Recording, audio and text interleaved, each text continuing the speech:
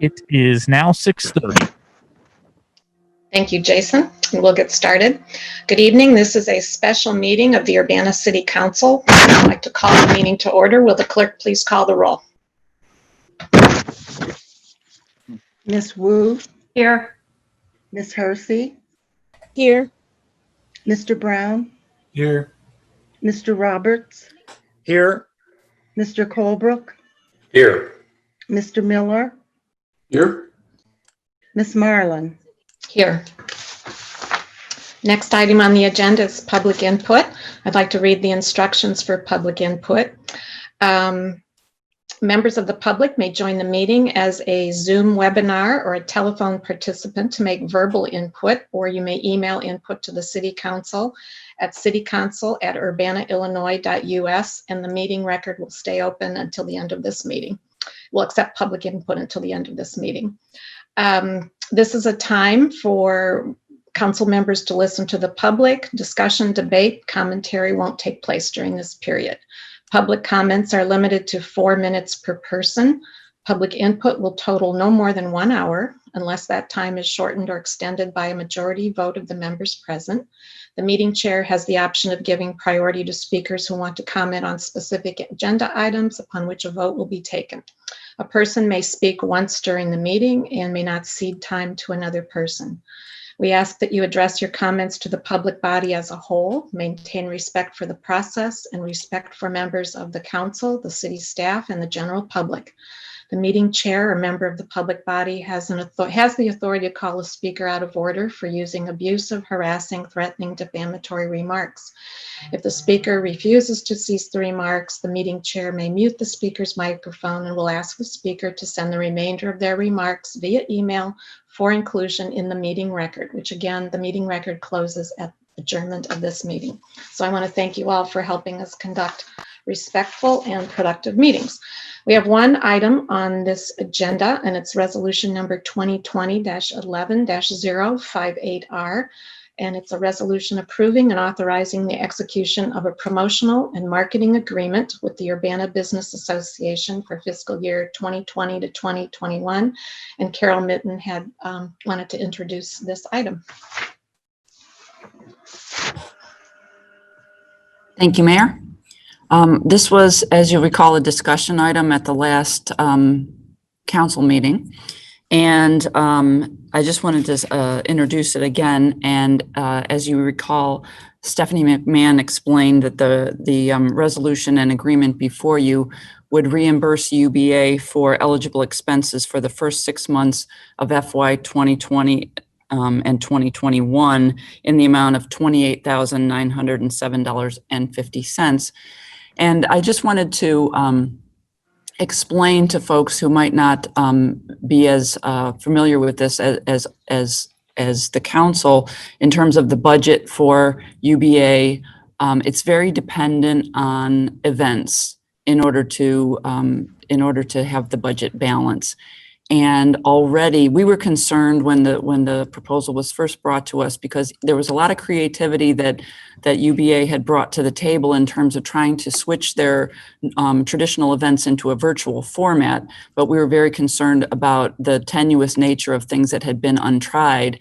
And already with the cancellation of the Market in the Square, the budget for UBA is in the red based on what they had projected at the beginning of the year. So the decision that we made was that we would prefer the investment on the part of the city to be in providing services directly to businesses rather than in trying to sustain an organization with a business plan that works most of the time, but it is not conducive to a pandemic. And rather than trying to sustain an organization that could then provide the services, we'd rather make the investment more directly in the services. And that's why we've hired Darius White, who had been until recently the executive director for the UBA. And Darius's first day was today, and he's already pretty seamlessly working into our team, and we're just thrilled to have him on board. But I just wanted to say that by way of introduction, that was the primary motivating force for us to take this approach with UBA this year. I'm happy to answer any questions.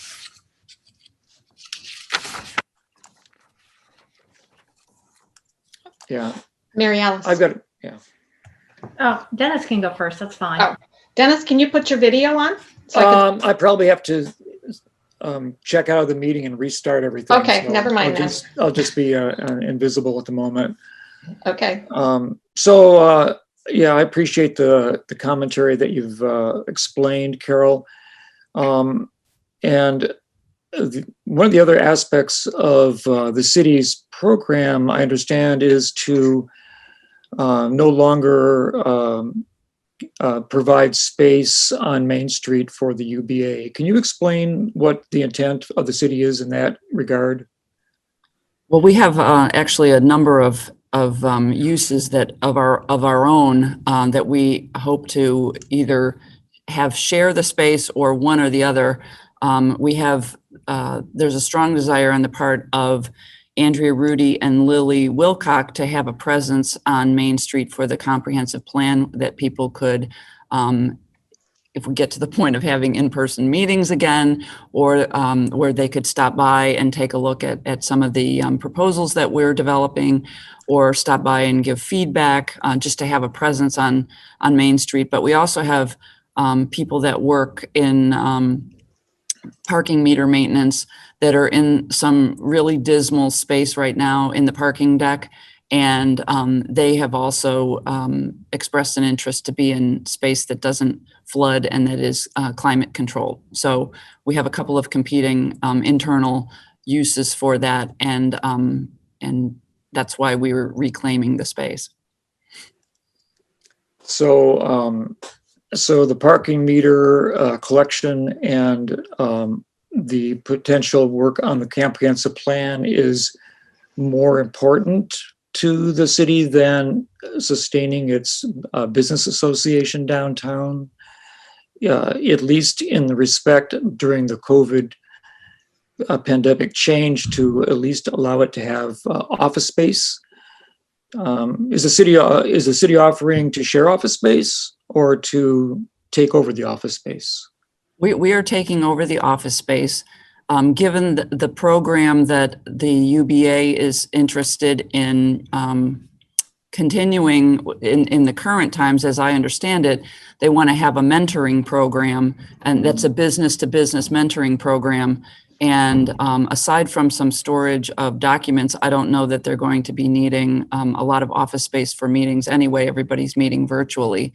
Mm-hmm. So it's hard to justify having the city go outside to procure additional office space at a cost to the city when we're offering that to the UBA, where we have been offering that to the UBA as an in-kind contribution. Mm-hmm. If the UBA were to be able to hold events in the future, which of course we all hope that next summer will be completely different, will you reconsider that offer of making space for them available, or are they going to have to find their own space downtown? One thing that I have learned, and I think we've all learned in the city, is that trying to predict what happens in the next week, the next month, the next 6 months is not a productive exercise. So, I mean, there's a fluidity to everything that we're doing. And mm-hmm. So I'm not going to say we wouldn't consider it, but I don't want people to think that there's a commitment there. No, but I guess my concern is that failing a commitment, I have just this concern for the viability of businesses to have their own voice in the downtown through the UBA. Well, I have a lot of confidence in Tina Stover. She was incredibly committed to the continuation of the UBA and also to making it a self-sustaining organization. So I'm going to bet on her ability to deliver on her desire to turn that into a self-sustaining organization. Yeah, I guess I'd have to agree with you that she is a very motivated and intelligent lady that I certainly hope will bring about continued work that'll be representative of the community and as well as the downtown businesses to give them a voice. She's a great leader for that organization. Thank you. Mary Alice?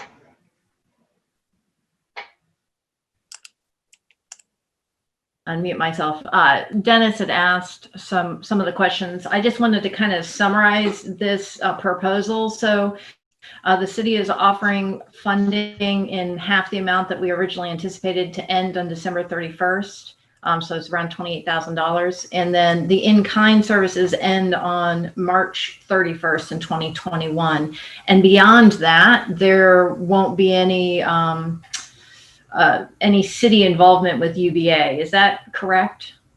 As we foresee it right now, there's no commitment for the rest of the fiscal year. What happens beyond this fiscal year is, we'll just deal with that as it comes. So are there any plans? I know it's difficult to see with the crystal ball what's going to happen in the summer, but are there any plans to have, a touch base meeting with UBA at the beginning of the next fiscal year to see where everything stands? Well, I mean, I don't see this as like we go our separate ways. I mean, I think that there's going to be a dynamic relationship going forward. We're still very interested in supporting the businesses who are members of the UBA, and we're interested in supporting businesses who are not members of the UBA. So we're going to continue to have a strong relationship with them. It'll just be different. Okay.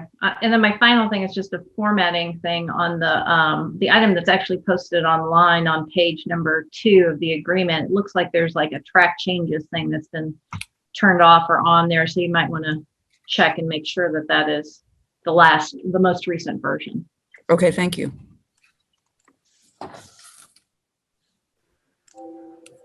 Any other questions or comments? I would just hop in here and assure people that we have a very dynamic and relationship between city staff and businesses in Urbana, not just the downtown businesses, but we've spent a lot of time with the downtown businesses over the past 8 months in responding to COVID, and we will continue to do that going forward. So I would say the city efforts complement those of UBA, and frankly, I think it's going to be a very productive relationship.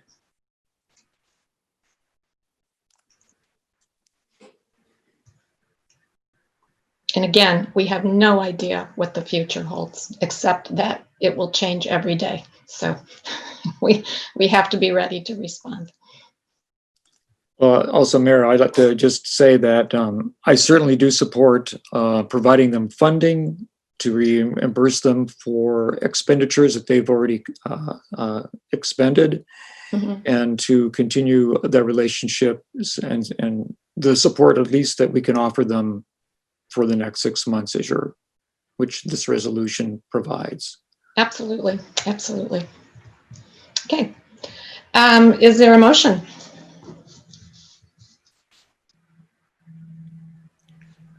Sharice.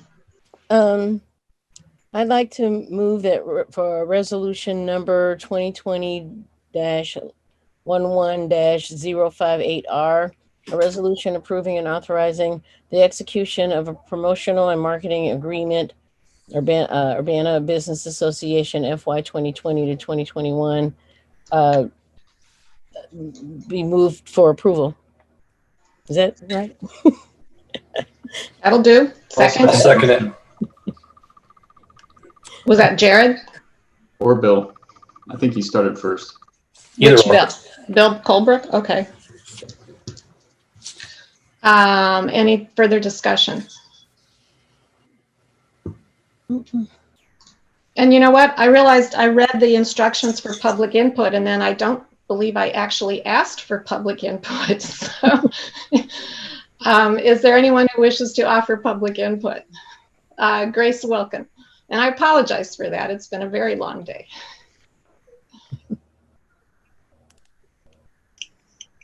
Hi, can you hear me? Yes, we can. Thank you. I came in a little late, so I didn't catch the whole presentation, but just wanted to add my input that I hope that we are doing things that are helping the development of our community for the people primarily, and also acknowledging that businesses are a part of that, but it's not all of it. I'd also really been wondering about the issue with the Visit Champaign County and Buy Black Shambana thing of taking their directory without credit or permission, or payment. And I think that that's definitely something worth continuing to look into and thinking about how we interact with our business associations so that it's not such a white business dominated space. I think that we really need to encourage more diversity in our businesses, and that starts with policies and funding and kind of how you all prioritize things. So that's all I want to say about that for now. Thank you. Thank you.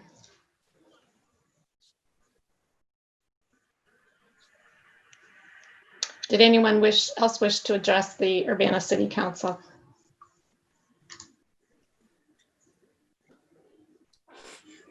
Okay, thank you very much.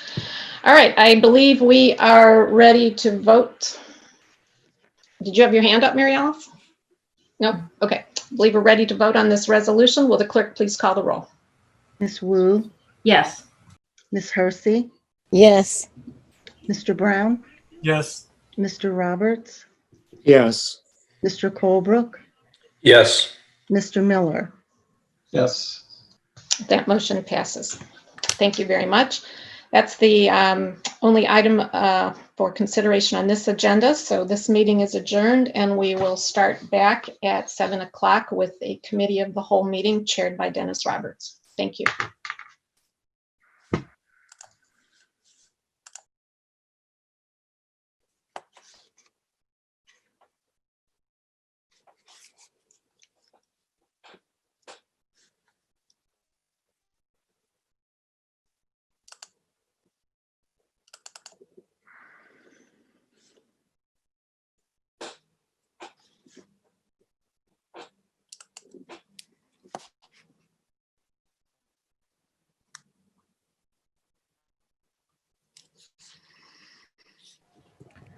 It is now 7 o'clock.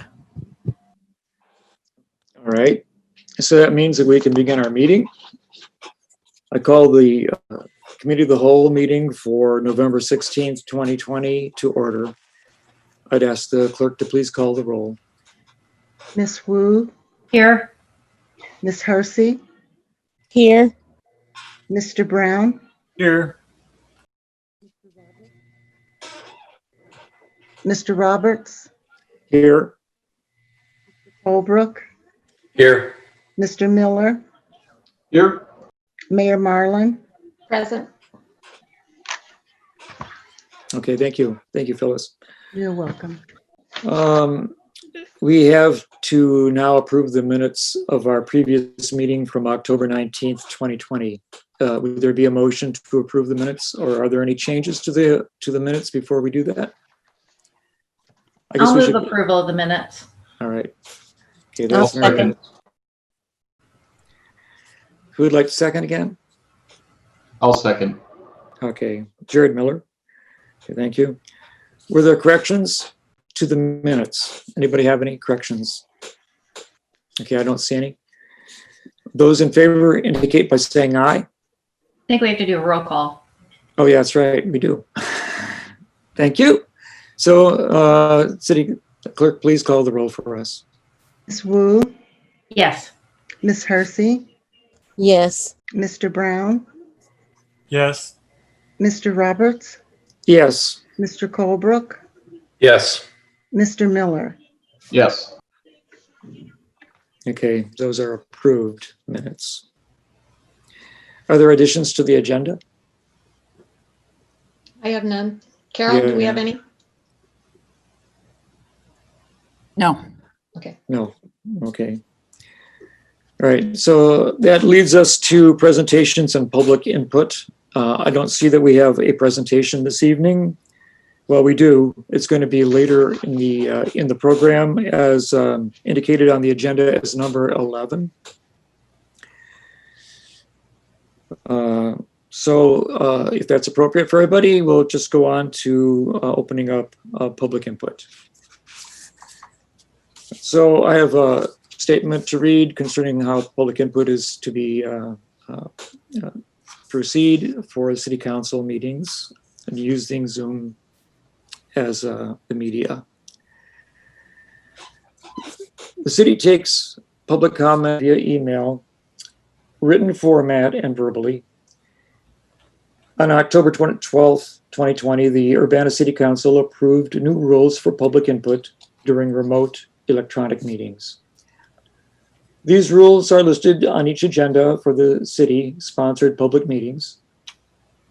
Members of the public may join meetings as either a Zoom webinar or a telephone participant to make the verbal input. This is a time for the committee members to listen to the public. Discussion, debate, or commentary will not take place during this period. Public comments are limited to 4 minutes per person. And public input will total no more than 1 hour unless shortened or extended by a majority vote of the members present. The meeting chair has the option of giving priority to speakers who wish to comment on specific agenda items, upon which a vote will be taken. A person may speak once during the meeting and not cede time to another person. We ask that you address your comments to the public body as a whole and maintain respect for the process and respect for the members of the City Council, city staff, and the general public. The meeting chair member or the public body has the authority to call a speaker out of order for using abusive, harassing, or threatening or defamatory remarks. If the speaker refuses to cease the remarks, the meeting chair may mute the speaker's microphone and ask that the speaker please send the remainder of their remarks via email for inclusion in the meeting records. So thank you all the new citizens of Urbana for helping us conduct respectful and productive meetings. As a Zoom webinar participant, you may wish to speak during public input. What you do is to click the raise your hand button, which you'll find at the bottom of your screen, and wait to be called upon by the presiding officer. Please state your first and last name for the meeting's record. For those who are speaking to us by telephone, to raise your hand, you may do so by pressing *9 once, and you will be called upon by the host or the presiding officer. Please state your name, first name and last name for the meeting record. Public comments must be sent prior to the closing of the meeting record at the time of the adjournment, unless otherwise noted, to the following email address: citycouncil@urbanaillinois.us.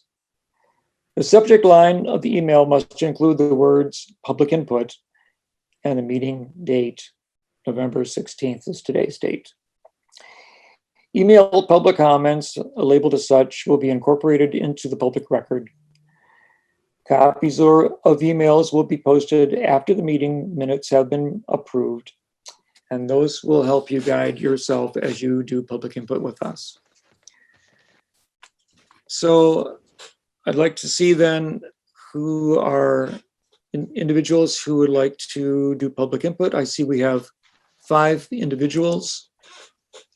And in order that I see them, we'll start.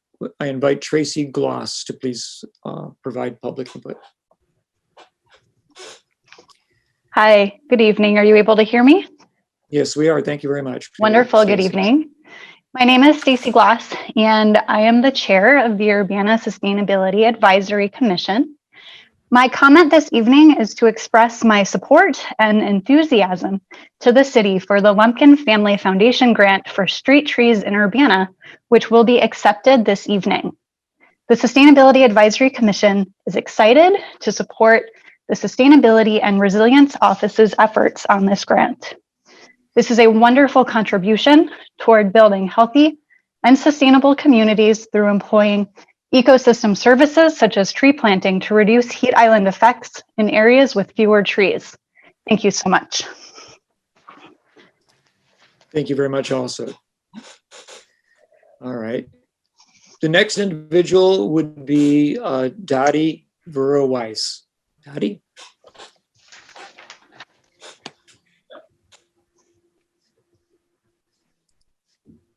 Do you wish to speak? Okay, can you hear me now? Yes, you can. We can. Okay. My name is Dottie Uroweiss, and I've been a resident of Urbana for about 7 years. I'm a member of the Urbana Champaign Friends meeting, which meets in Urbana on East Main Street. And in September, we approved a statement on police violence that I'd like to read. And I believe that you've already received copies, but I wanted to read it in addition. And it has relevance to a couple of the issues that are being dealt with this evening and this week. We recognize that the role of the police can be challenging. Even when they deal with difficult situations, they're expected to show respect to every community member in every interaction and to treat each individual equally, regardless of race or age or gender or economic status. We were distressed by the recent violent arrest of a young Black woman by Urbana police officers and by other episodes of violence by police against community members, disproportionately against people of color, similar to what has been occurring across our nation. These actions cause both physical injury and emotional trauma to the victims, their families, the community, and even the police themselves. We understand that this is not just a problem of individuals, but that some of our systems accept and may even encourage this violence and racism, which causes moral injury to those who carry it out, as well as the injury to the victims. As Friends or Quakers, we believe that every person has that of God within them, some of the divine spirit of goodness and love. We believe that all people should be treated with respect and care. This leads to our commitment to using nonviolent methods to resolve conflicts when they arise, as we do not want to harm others either physically or emotionally. These beliefs also require us to examine our own behavior as individuals and as a group, and to speak out when we see injustice, violence, and oppression in the public realm. We must address systemic racism within ourselves as well as in our social, religious, and economic institutions and in our civil society. We stand in solidarity with those who march and protest against the police violence that disproportionately affects Black and Brown communities, and against the complacency of the people in our community who don't object. We're called to hold up the value of each of the people who are suffering from this violence and to work to change the systems that perpetuate racism and violence. In keeping with our values, we encourage city and county officials to take the following steps. Number one, increase police training and de-escalation techniques and include follow-up sessions where body cam and dashboard cam videos are reviewed with officers to discuss what was done well and possible alternatives for each situation that would have better outcomes. Two, strengthen civilian police review boards in the county and municipalities by ensuring they have access to all complaints and have subpoena power in order to improve performance and also to give community members faith in the system. Three, develop community forums and other measures to establish effective two-way communication. Four, increase social services in the community to address issues such as homelessness, substance addiction, mental illness, and domestic violence. Five, in addition to having community-based preventive services, strengthen linkages and collaboration between law enforcement and behavioral health programs. The two issues that this relates to would be the use of force policy and also the traffic stop data and the importance of continuing it. Thank you very much. Okay. Thank you, Dottie. All right. The next individual is Tracy Chong. Would you like to speak? Hi, can you hear me? Yes, we can. Okay, hi, I'm Tracy Chong from Urbana. I'm going to start tonight with a question. Can we trust the Urbana Police Department under Chief Seraphin's leadership, even with the proposed policy changes? Last Thursday, during the use of force listening session, after months of denying any misconduct, Brian Seraphin admitted that Officer Eric Ruff's handling of his rifle was a violation of policy during the Aaliyah Lewis arrest. The public had been right all along, but this admission only happened after a concerned resident took their time to actually look at the evidence presented, something that UPD failed to do. Even then, it took prodding from residents week after week before Seraphin finally decided to say something. Seraphin should immediately issue a formal press release acknowledging the misconduct, acknowledging the failures of UPD's own internal investigation, how this failure came to be, and how the changes proposed ensure that this failure does not ever happen again. Mayor Marlin used $20,000 of taxpayer dollars for an external review that was also a failure. Hillard Hines gave the thumbs up to UPD's review, which the public knew was flawed.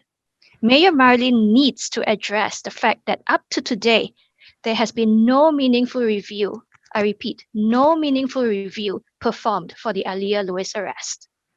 Seeing that the public trust in the police department is so broken at this time, I find it astounding that we are once again trying to lessen civilian police oversight. Carol Mitten's latest actions regarding the Civilian Police Review Board have been the opposite of transparent. Why did Carol Mitten give a presentation to City Council without consulting CPRB members on its contents? Carol Mitten made some rather bold claims about the complaints and appeals, costing $42,000 and $122,000. Carol Mitten then proceeded to say, quote unquote, "We do not track the number of hours that we spend." Gosh, if I were to claim in public that something cost $100,000 like what Carol Mitten did, I had better bring my receipts. Regarding Carol Mitten's CPRB presentation on October 26, I'm still curious why Mayor Marlin told the public that the scheduled appeal hearing was cancelled due to the appellant and CPRB members having scheduling problems. Did Carol Mitten lie to Mayor Marlin about the actual reason? Did Carol Mitten try to cover up the reason that the hearing was cancelled was because Mitten herself did not follow procedures I think she's out of mandated order. by CPRB ordinance? All right. It is concerning Tracy, that Carol Mitten could you believes. please be sure to be more respectful? All right. Well, I wish to continue.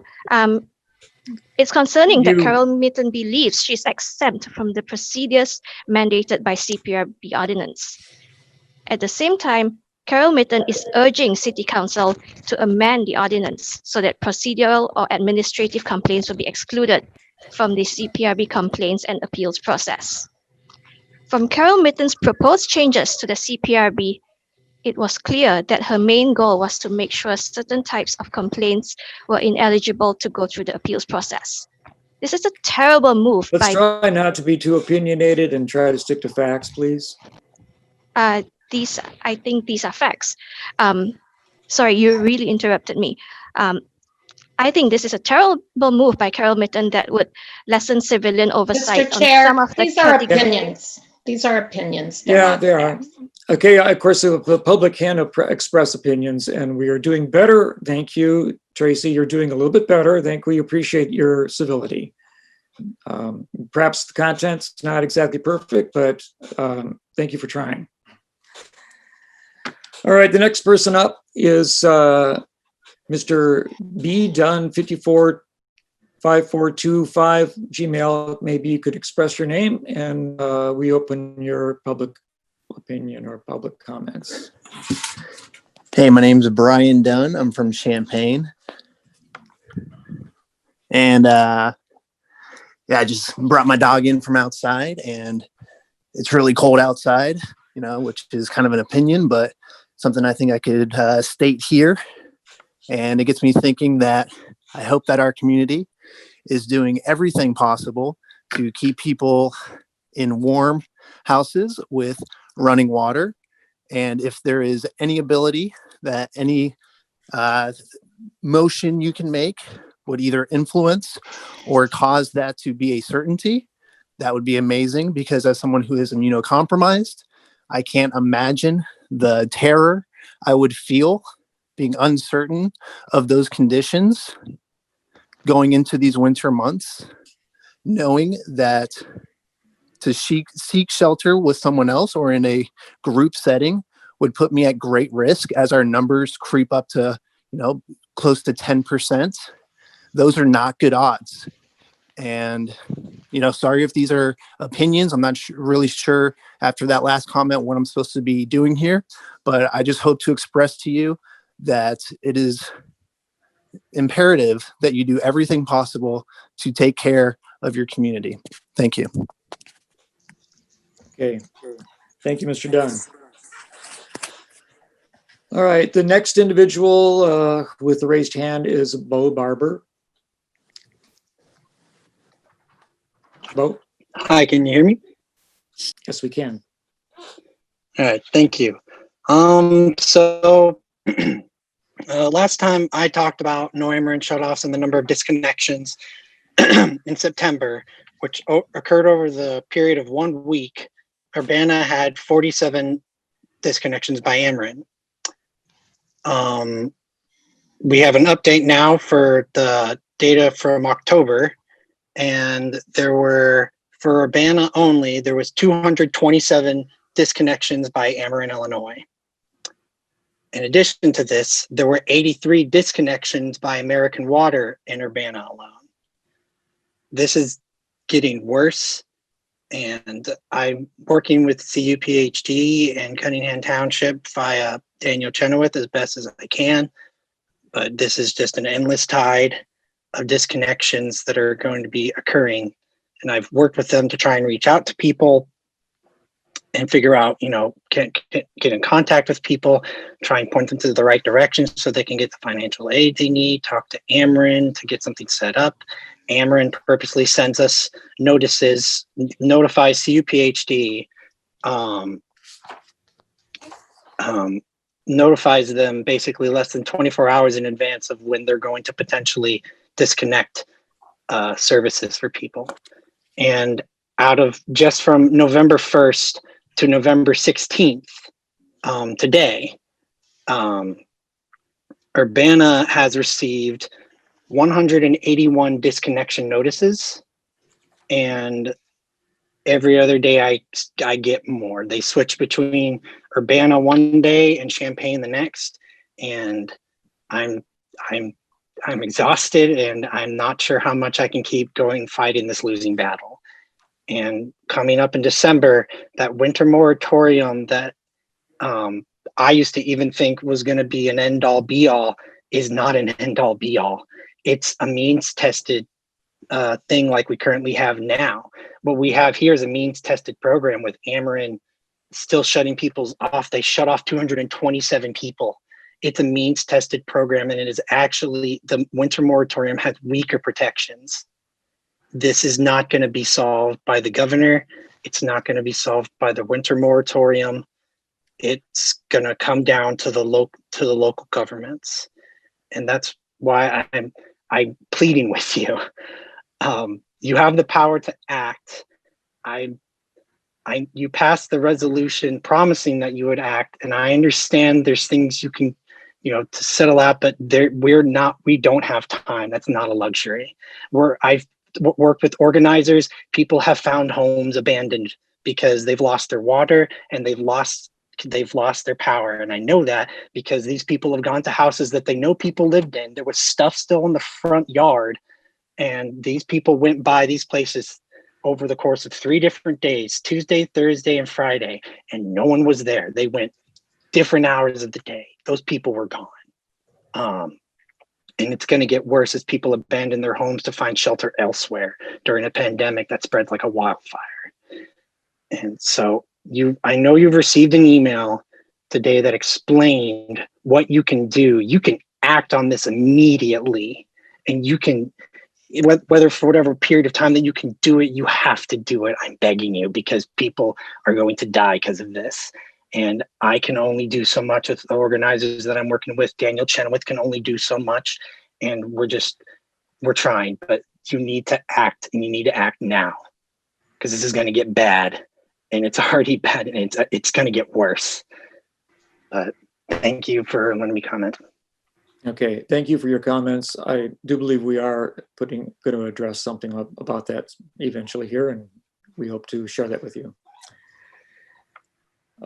There is also, I wanted to just comment that the city offers a list of immediate assistance resources on the city website for Urbana rental, mortgage, and utility assistance through the township and through different organizations in the community. And I encourage anybody who has an issue with their services to please use those resources if they are able to.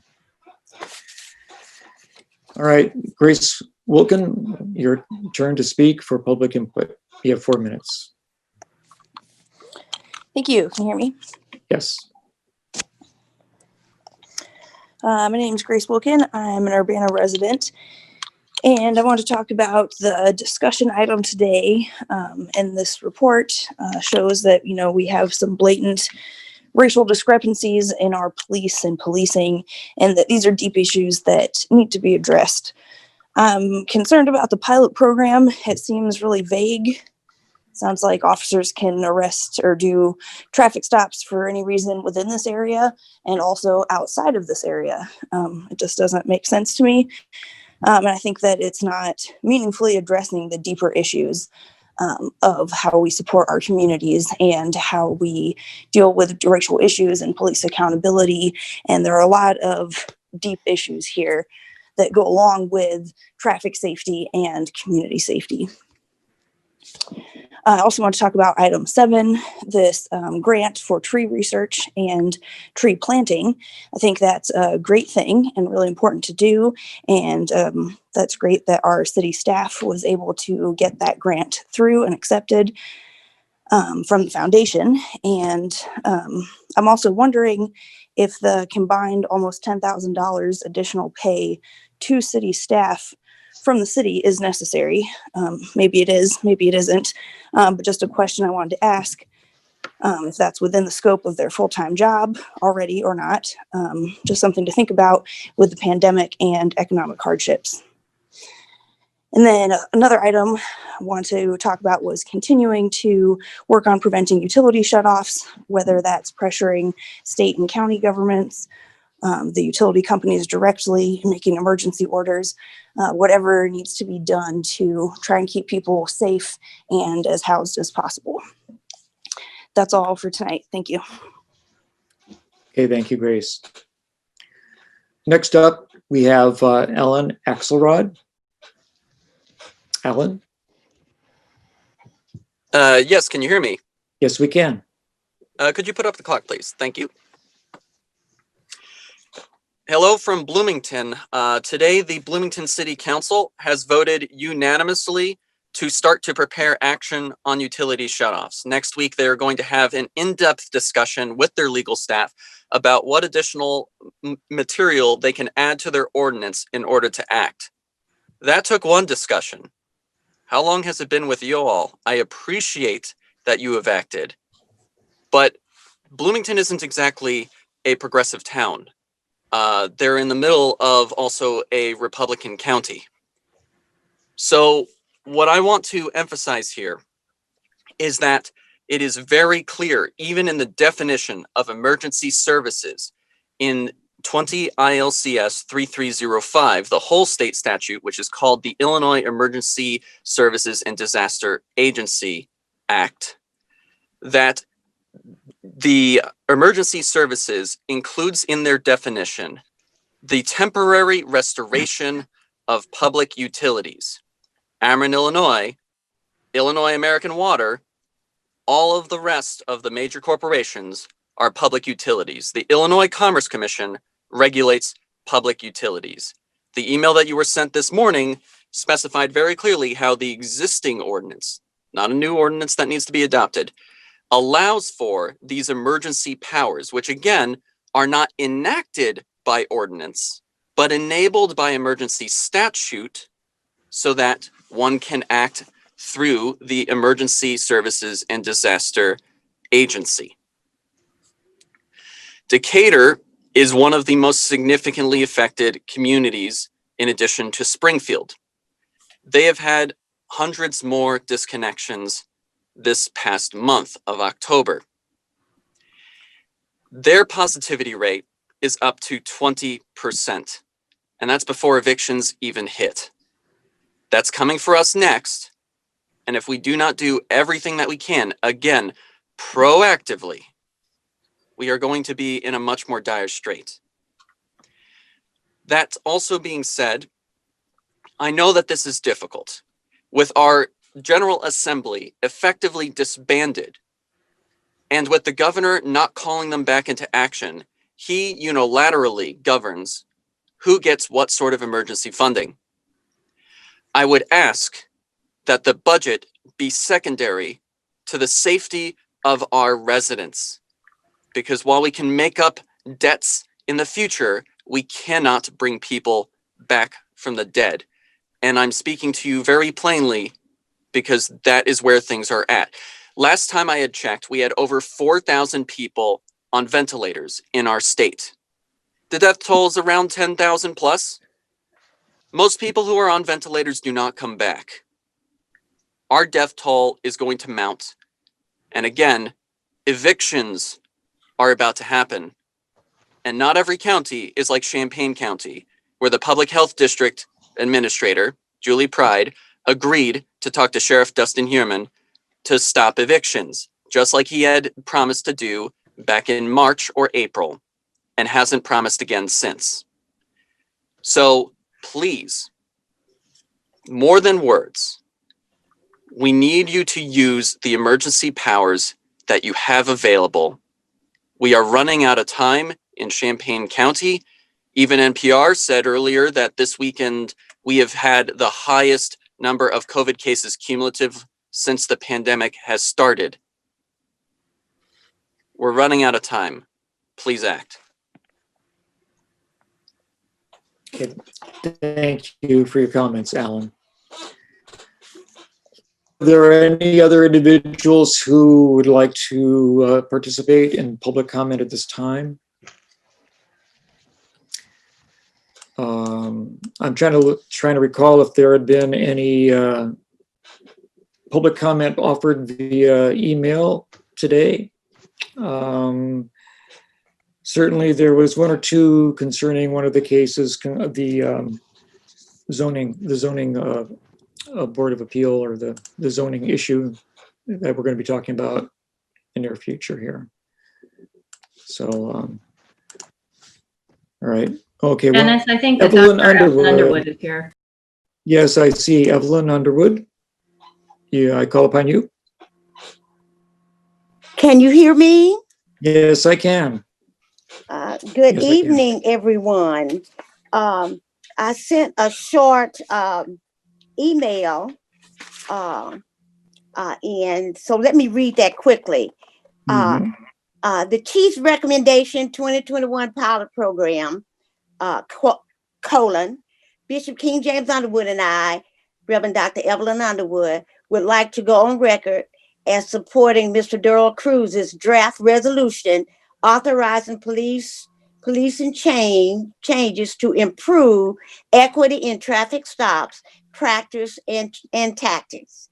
We believe that this will put the Urbana City Council on record committing to the change needed. The 2021 pilot program is a good first step. It's a good first step, but we need a more comprehensive program, which is clearly defined in the draft resolution that Mr. Cruz submitted. Thank you for your consideration. Now, I would just like to say there's a lot. I would like to say that 23-page document, we've gone through that, and we see in the latter part, especially, I'm not a statistician, and but we can see in plain view and eyeballing that the disparity, so we can see that, and we know about implicit bias, not evil, but implicit bias. I know about the training and all that. We've been at this a long time, and I can see with Mr. Cruz's document, and also the 2-page informational piece that the chief gave to the mayor, the memo that seemingly, don't you agree, Bishop, that it's a good first step. I would like to say further that we need to have maybe Bishop had a name for it. What did you call that? Well, a short, I don't have that, what he called it. A dashboard report quarterly by race to the public and to the council, to just so we won't forget. And that's one reason that we need something in writing. I don't think we're ready for an ordinance or anything of that nature yet, but a policy, resolution.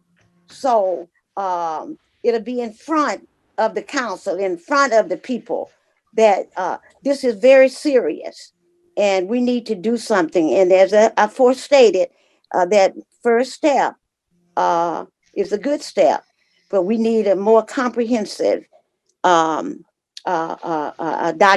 And I think what we're supporting and others and what we've talked to, people we've talked to is supporting is something that the council could do. Thank you very much. Okay, Dr. Underwood, thank you for your commentary. Okay, I don't see other raised hands at this point. So I guess we're going to close now public input for this meeting and go to the other parts of the agenda. So is there a staff report? I do have. Yes. Do you have one, Mayor? Yes, I have a number of items. First of all, I wanted to repeat the announcement that the vacant City Council Ward 2 seat is available for people to apply for that. If they go to the City of Urbana's homepage, there's a link to the application. We'll be taking applications until November 30th. The person who is appointed to this seat will fill the seat until the next council is takes their seat on May 6th. So again, on the homepage for Ward 2, applications are being taken for City Council seat. Number 2, I wanted to thank everyone in the public who participated in our use of force listening sessions. There were 3 separate sessions last week. We're still taking comments on the Urbana's use of force, the police use of force policy. They can email that to useofforcepolicy@urbanaillinois.us, and those comments will be taken until 5 p.m. Monday. We had a we had a reasonable turnout over those 3 sessions, both from organizations and individuals who made suggestions. One of the themes that emerged was that we need to have very explicit, and we know this, and that's what's going to be incorporated, language regarding de-escalation. But we also got a number of other good comments. Participants were able to speak for 5 minutes each, multiple times. We had time for Q&A, so it was a reasonable experience, and we hope to do more of those. And I just again want to thank people for participating. Third, I wanted to talk about where we are with our response to the pandemic. This week, in the past couple of weeks, we reached really a terrible milestone, the one that no one wanted to reach back in the spring, and that was sustained community spread. So I've been on a number of calls with public health leaders, with the governor's staff, et cetera. We are at the point where there's sustained community spread, which means this virus is everywhere. And people need to assume that everybody they come in contact with could very well be contagious. This is a very different situation than we were in even a couple of months ago, certainly in the spring and summer. And it's not where we want it to be, but we're here, so we have to respond accordingly. Our positivity rate has increased. On the governor's call today, he reported that there were 5,200 patients hospitalized in Illinois. And that's a 70% increase compared to 2 weeks ago. So we are dramatically increasing our hospitalizations. 81 deaths, over 11,000 people have died in Illinois. What the governor pointed out today also was that we have no reserve healthcare workers waiting in the wings. Back in the spring and summer, people had signed up from other parts of the country to come help Illinois if we needed it. We don't have that option anymore because every part of the country is in the same boat. That's what sustained community spread means. So those reserve healthcare workers are not available to help us here in Illinois. And our own healthcare workers are exhausted, and we are close to meeting or exceeding our hospital capacity. We have plans in place for surge facilities, but really, this is dependent on the ability of our healthcare workers to stay on the job and stay healthy. And again, we have to assume everybody is infectious. And that is why the messaging has been just continuous about holiday gatherings, avoiding gatherings. It's, the spread is coming from private gatherings, and it hasn't, our own employees aren't immune from this either. So the spread is starting to affect city staff as well. We've responded. We're moving into A and B teams where some employees are on duty one day and another group are on duty another day. That's true in police and also in public works. We have more people being sent home with computers to work remotely. There's a point where we may see an impact on city services. So I ask the public to be very patient and to be patient if this happens, because our city staff is being impacted by the virus as well. We have been focused on the utilities and evictions. The governor announced that the eviction moratorium for Illinois had been extended, but there are some changes that were made as of November 14th. And it's kind of disturbing that these changes happened. Landlords can file evictions unless tenants give them a written declaration that they should be protected due to reasons related to COVID. So there now has to be a written statement by tenants that they're directly impacted by COVID in order to avoid an eviction. We're just got this information today, still digesting it, trying to figure out what this means for how we respond locally, but that is new. We've received information regarding the utility shutoffs.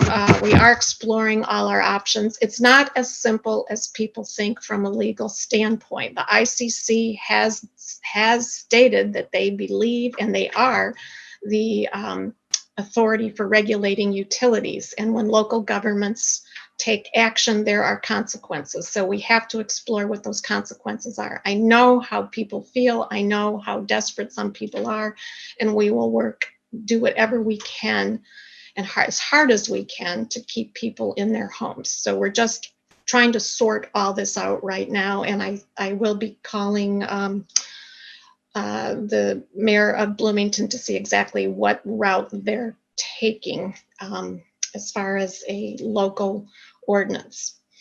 I want to reiterate again how important it is for people to not gather over the holidays, to not gather in private homes. That's where the spread is happening. It's not so much in the schools, it's not so much in other places, but it's in the private homes where people feel safe. They feel like they can meet with a few family members, a few friends, and the reality is everybody has the potential to be positive, and they are in many cases, and we're seeing the result of that. So when you have people getting sick, 2 weeks later, you get people in the hospital, a couple weeks later, you start to see the deaths. So we are starting, we're just at the beginning of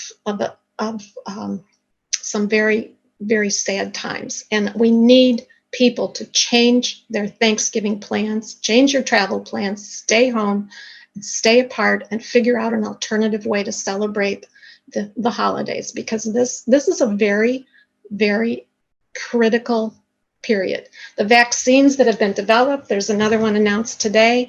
It will be months it will be months before those can be distributed and before we start to see an effect. So we're looking at, we're looking well into 2021 before we see any relief. And we need to keep as many people safe as possible. So I keep folks updated. As I said, I don't have anything specific I can tell you about local ordinances on utilities, but we're what we can do and what our options are. But again, the state also has a great deal of power in this regard, and I'm going to be on a call with Governor Pritzker tomorrow, and they're going to be announcing new mitigations, and I will bring up the issue of utility shutoffs and evictions with the governor's staff tomorrow, and the governor on this call. And last is I wanted to let you know that we're working on a virtual holiday markets. Darius White, who's come on board as of today, will be helping coordinate that. And it will be an opportunity for people to shop safely and to support our local business. Because when you support local business, you support local jobs and families and keep food on the table and keep people in their homes. So we're doing everything we can to support our local businesses as well. So that's my report for today. Thank you. Okay. All right. Thank you, Mayor.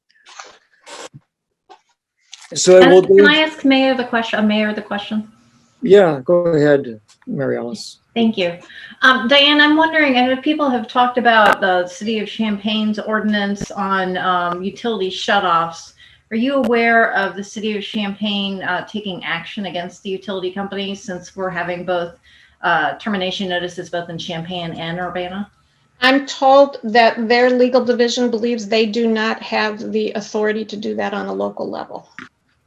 So at this time, to the best of your knowledge, the City of Champaign is not taking anything into the city's hands in terms of. Well, I wouldn't go that far, but all I know is last time I asked, I believe they said they did not believe they had the authority to act under that particular part of their code.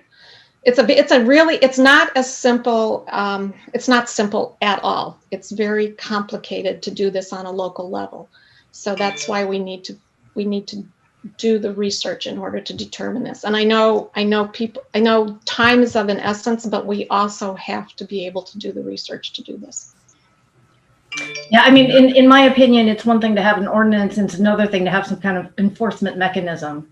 So I'd be very interested in any communities that have been successful in those enforcement mechanisms. Well, we're trying to find out. So far, we haven't found any. That's the issue. That's why in an ideal world, this would happen on the state level. Okay. All right, thank you. That's where the authority, that's where the Illinois Commerce Commission is, and that's where the authority lies. And that's why I'm going to make that point with the governor again tomorrow. Bill Brown, did you have a comment? Just similar to that, I wondered if you'd had any conversations with John Dwyer or Emergency Services. I think Alan mentioned that the ESDA had some authority to prevent shutoffs. That's one of the conversations we'll have. Yeah. Thanks. Yeah. Would if we enacted something, is the legal department concerned that there might be a suit against the city by a utility if we enacted such a? Is that? I'll let Jim speak to that, and the answer is yes. But here you go. I would merely back up exactly what the mayor says. Yes, that suit could be very expensive. It would pit, obviously, private utility companies against Urbana. My research is consistent with the mayor's. I have yet to find a municipality in Illinois that has enacted a moratorium on a private utility. I have spoken directly with legal in Champaign, and I've been advised they do not believe they have the authority. And indeed, people have represented to them that Urbana has the legal authority. I have today gone through the Illinois Emergency Services Act. Thank you, Council Member Miller, for the quick cite. So I didn't have to, I knew that we had one. I didn't want to have to dig, but in fact, I just went through it a second time just before this meeting. And that is the act that authorizes the governor to issue the executive orders that he has.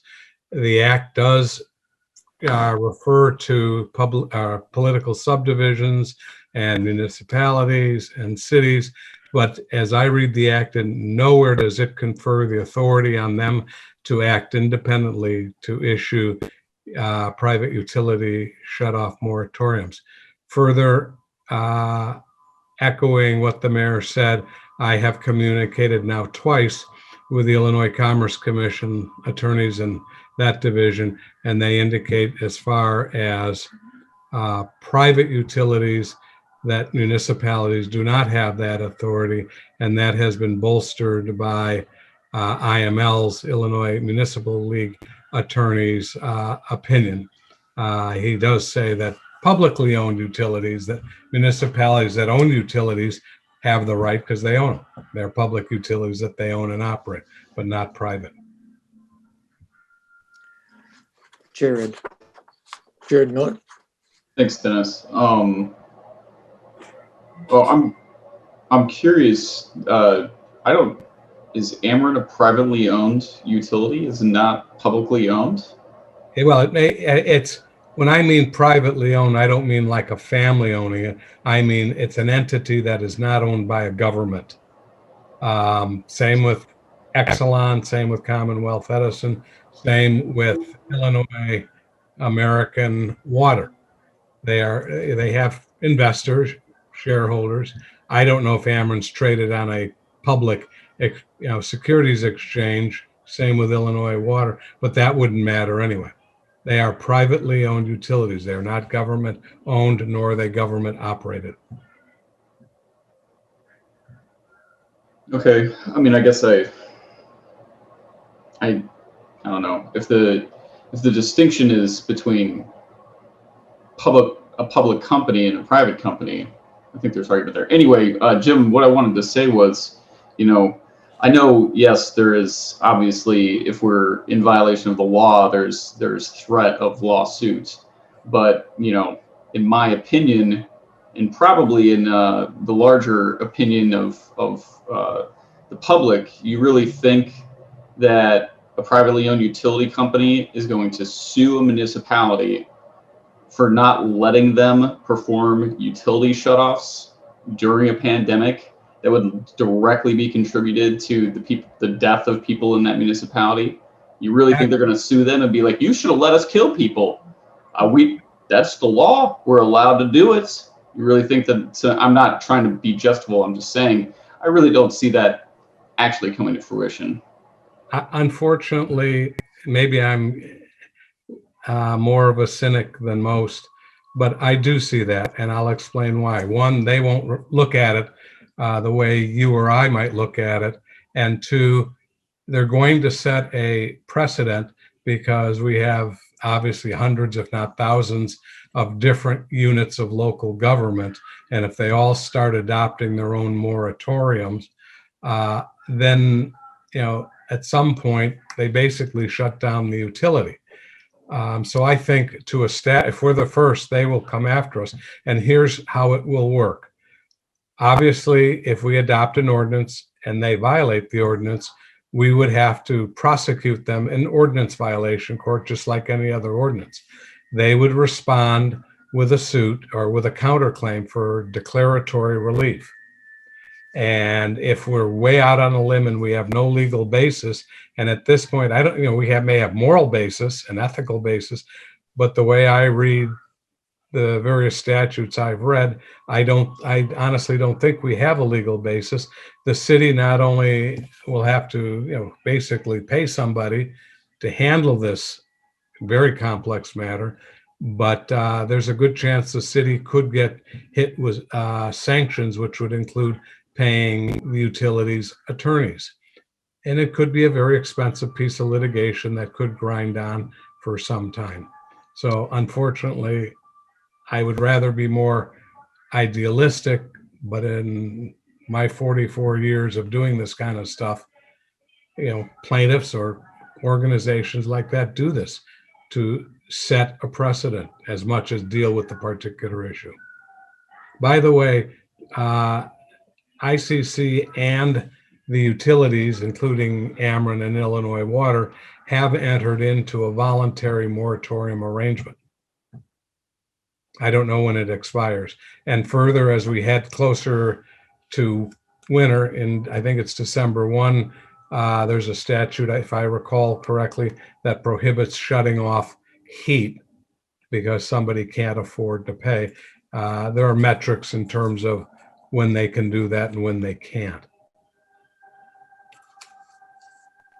Well, in any case, I know we're talking about it, but at some point we can get a response to that specific language that I had cited in there. That would be appreciated, just because I feel like there is legal wiggle room in that language that would allow us to do that. If you see language in there that says otherwise, I do recognize that there's not like a direct line that says municipalities can regulate utilities, and that's really, really what you're looking for in those things. But I'm also not, just as much as you could say that you don't see where that is written, I don't see where it is not written. I don't see where it's explicitly prohibited either. So I think the argument could be made both ways from the statute. Yeah, maybe it's not explicit that we can, but it's also not explicit that we can't. And that would be my legal, let's look into that as well. Well, Okay. if I'm directed to do that by the mayor, I will gladly do that. Okay, maybe this topic will come back to us as an agenda item in the future. But thank you, Mayor, for the staff report and the comments. We'll go now into the agenda items specifically. Starting with number 6, resolution number 2020-11-059R, a resolution estimating the tax levy for the fiscal year 2020 to 2021. And we have perhaps Elizabeth Hanna here to help us through this. Elizabeth. I am here, and I'm gonna run through a few quick slides here. So let me share my screen. Okay. Okay, are you seeing that now? Now we are. Okay. All right. So as we said, we're here to talk about the 2020 property tax levy. And if I can get it to flip the slide. Oh, okay. So I'm just going to run through a few basics on property taxes here for anybody who hasn't been through this before, or perhaps for members of the public who are not familiar with this. In Illinois, properties are assessed at 1/3 of fair market value. That's called the equalized assessed valuation. Various properties may have exemptions that reduce the taxing value. The most common one is the $6,000 exemption for owner-occupied properties. So the taxing value is the assessed valuation less the exemptions, and that's the basis for calculating taxes for a particular property. So as an example, if you live in a $150,000 home, that's assessed at 1/3 of market value, or $50,000. If the home is owner occupied, that additional exemption reduces the taxing value to $44,000, and that would be the amount used to calculate the tax bill. So each taxing district, the city, the school district, the park district, etc., levies their own taxes. The county calculates the total tax rate for a particular property by adding the property tax rate for all of those individual taxing districts that are applicable to that property. For most properties in Urbana, the city's property taxes are about 13% of the total tax bill. Also worth noting, the taxes that we levy now in 2020 will be received by the city in calendar year 2021. So here's a quick look at kind of how the property tax bill in the city of Urbana breaks out. This is for the 2019 tax levy, the revenue that we're collecting now. And as you can see, schools are about 55% of the total. That's the largest piece of the pie. The city is at 13%, parks at 12, the county at 8, and everything else is, smaller than that even. So looking at our assessed value over time, way back here in 2009, we were close to 600 million. And then you can see we had a big decrease when the hospitals came off the tax rolls. And then over time, we've been gaining a little bit. In 2018, we had a little blip when the OSF properties were added back to the tax rolls, but then they were later removed. That's the blue part. And so now in 2020, we're estimating that we'll be a little bit above 600 million. For a particular homeowner, the amount of taxes that they pay for the city varies, of course, based on the value of the property, but anywhere from about $369 annually for a property valued at $100,000. I've got a couple of increments in there, but up to about $1,000 a year for a property valued at $250,000. So for this year's tax levy, the mayor is recommending that we maintain our current tax rate, which is $1.3499. We'll talk a little bit about the details, but we levy taxes for 4 different purposes. So we levy taxes for police pension, fire pension, for the library's operations, and for corporate purposes, which is the remaining part that goes into the general fund to pay for services like police protection. So the library tax levy is important because the library is very dependent on property tax revenue. It's the vast majority of their revenue. So the proposed levy for the library is $3.515 million, and that's based on the budget that City Council reviewed for FY21, the current year. That's the amount of revenue they need to make that budget work. So that's an increase of about 1% from the current tax levy. That sounds low, but they had a relatively large jump last year, and they had some one-time expenses in last year's budget. So this is the number that makes their budget work. Police and fire pensions will total together about 3.3 million. And that funding is based on the funding policy that was approved by the City Council in May of 2018. So our funding goal is to fully fund those is to get 100% funded within 20 years. We are in the midst of a 5-year transition plan to get us on that path. And this is the 3rd year of the 5-year transition plan. So this is a $413,000 increase from the 2019 tax levy. That's a large increase, but again, we're ramping up to get on that 100% funding path. And we'd expect to have 1 or 2 more years of fairly large increases, and then the increases should kind of level out. The corporate levy is basically going to the general fund. It's whatever's left after we deal with those other portions of the levy. And we adjust that downward generally to maintain that stable tax rate. So based on maintaining the same tax rate, that is going to decrease about $280,000 or 16%. And that's consistent with the financial forecast. We knew that was coming because of the increases in pension funding. So here's just looking at time at the tax levy and the different components, looking at what we're proposing. The libraries down here in purple, the pensions up here, kind of a similar amount in green, and then the corporate tax levy, the general fund part up here, which, as you can see, has been getting smaller, well, since about 2016. So in order to complete the tax levy process, we will ask you to adopt the estimated levy next week.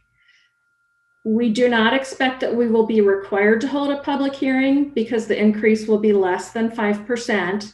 However, we always welcome public input, and citizens may comment at that meeting or at the later meeting when we approve the tax levy. We would bring the final tax levy to council on December 14th. You would see the tax levy ordinance, an abatement ordinance to abate the bonds. And then we would also have an abatement of the corporate levy to get us to that targeted tax rate of $1.3499. So if we overshoot because we're estimating assessed valuation, that's where we would reduce the tax levy. So that's the short version of tax levy. I'm happy to answer any questions. All right, so does anybody have a question for Elizabeth concerning this? I've got one, Elizabeth. Obviously, the diagram you showed us, I guess I could mention two things. One, the library does not have the power to levy its own property tax. I don't know if that would ever be an agreement that would ever be reached among the corporate, the entities that collect the property tax. I don't know if that discussion has ever occurred, but the city supports the library through property taxes, but the library doesn't do it directly. We see that the burden of the pension fund continues to grow.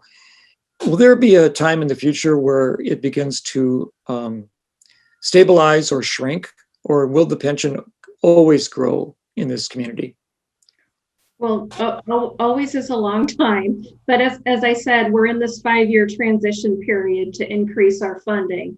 So what we do know is that if we don't somewhat aggressively fund our pensions in the long term, it will cost us more because our unfunded liability will grow and grow and grow, and essentially we're paying interest on the amount that we didn't pay earlier. So, we had a lengthy discussion about this in 2018, and we adopted a new policy that includes this more aggressive funding approach.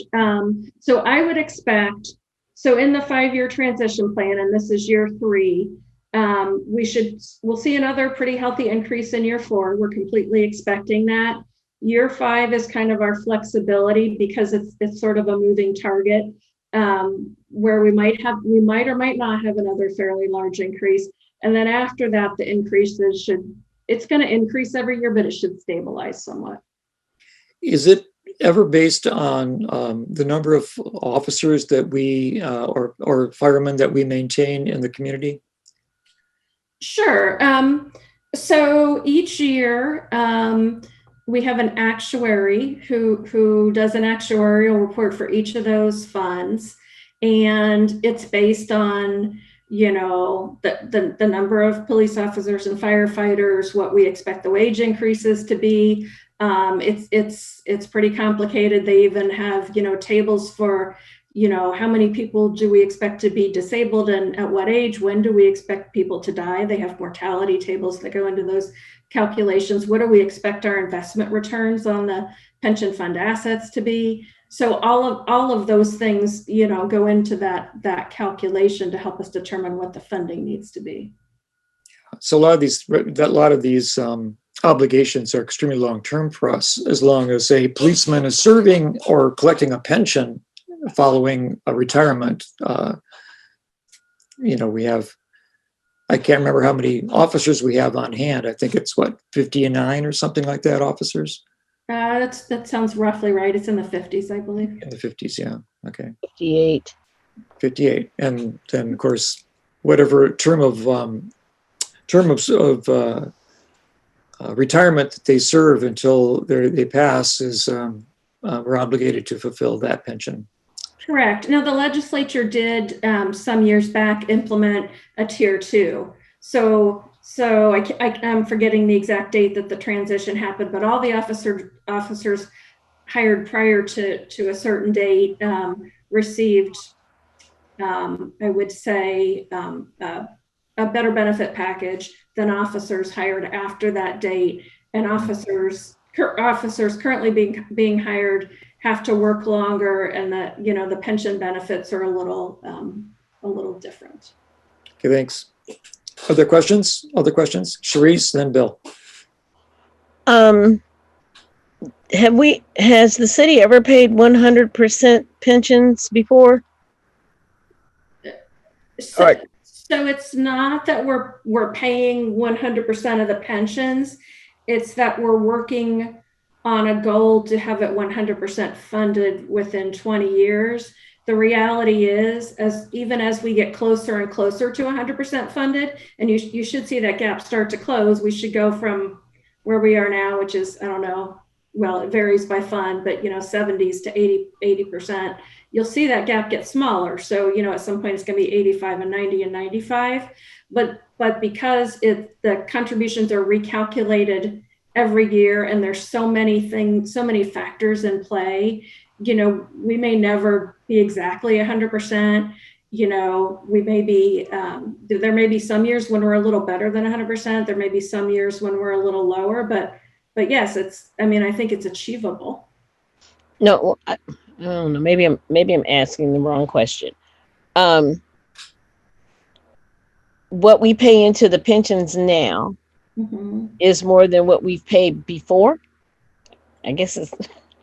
So yes and no. At one time, prior to about 2015, we were funding it based on 100% funded over 20 years. And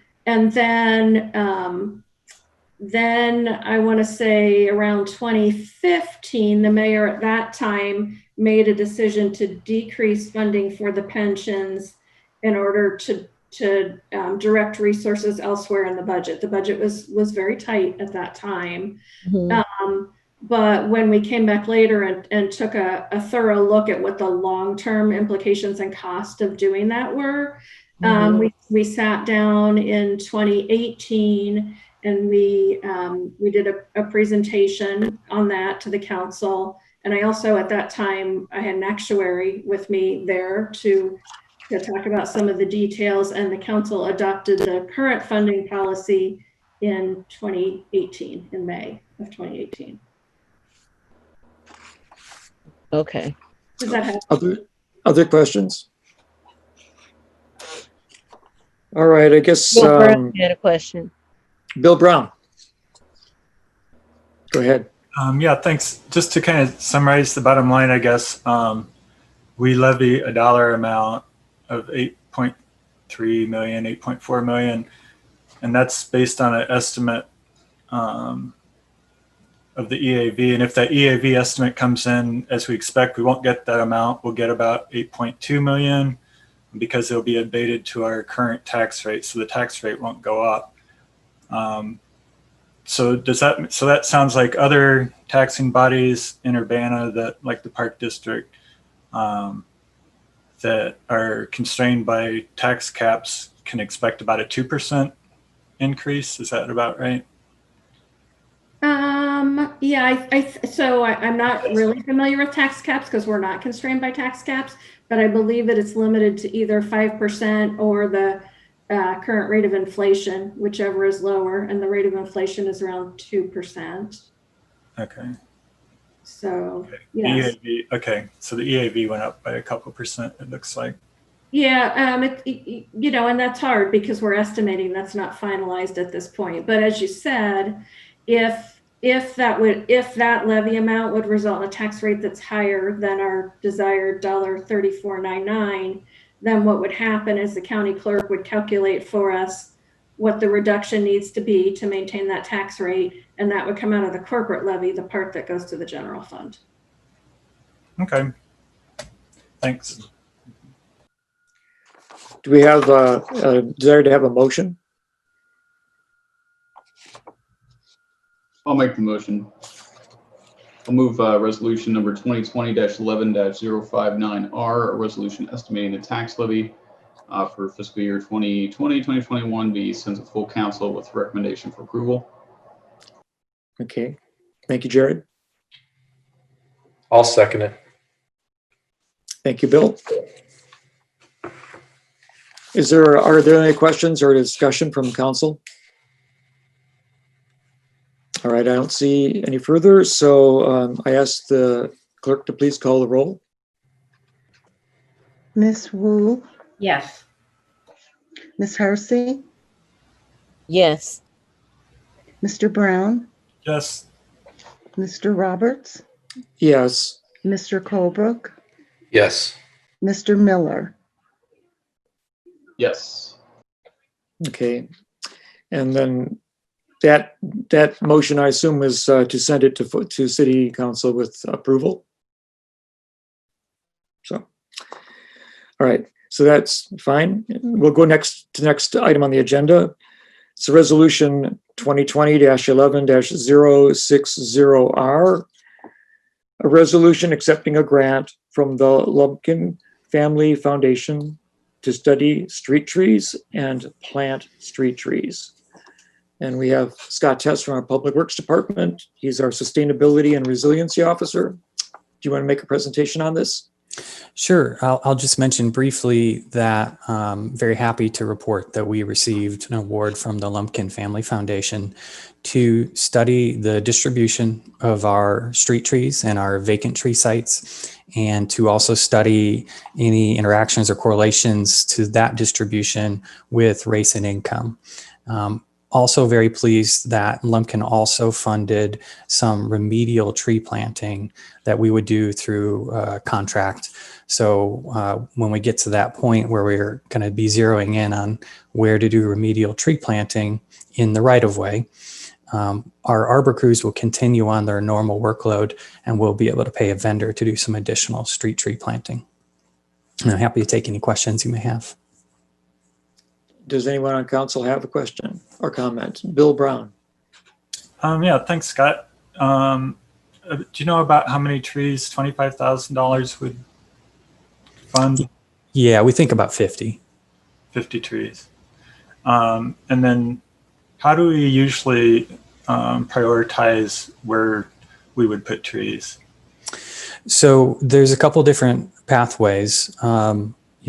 Typically when a tree is removed, an existing street tree, it gets put on a replanting list. Now there's, a backlog that could take a year, 2 or 3, but it gets put on a replanting list. There's also a co-op program that the Arbor Division runs. And so that allows folks to actually pay the full cost of the tree planting, of buying a tree, and then the city will plant it. So that's another, list to get on. So, those are the types of policies that once we do the study, we're going to reevaluate and just see if they make sense.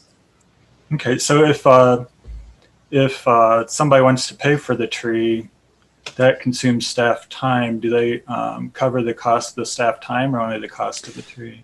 I believe it's just the cost of the tree.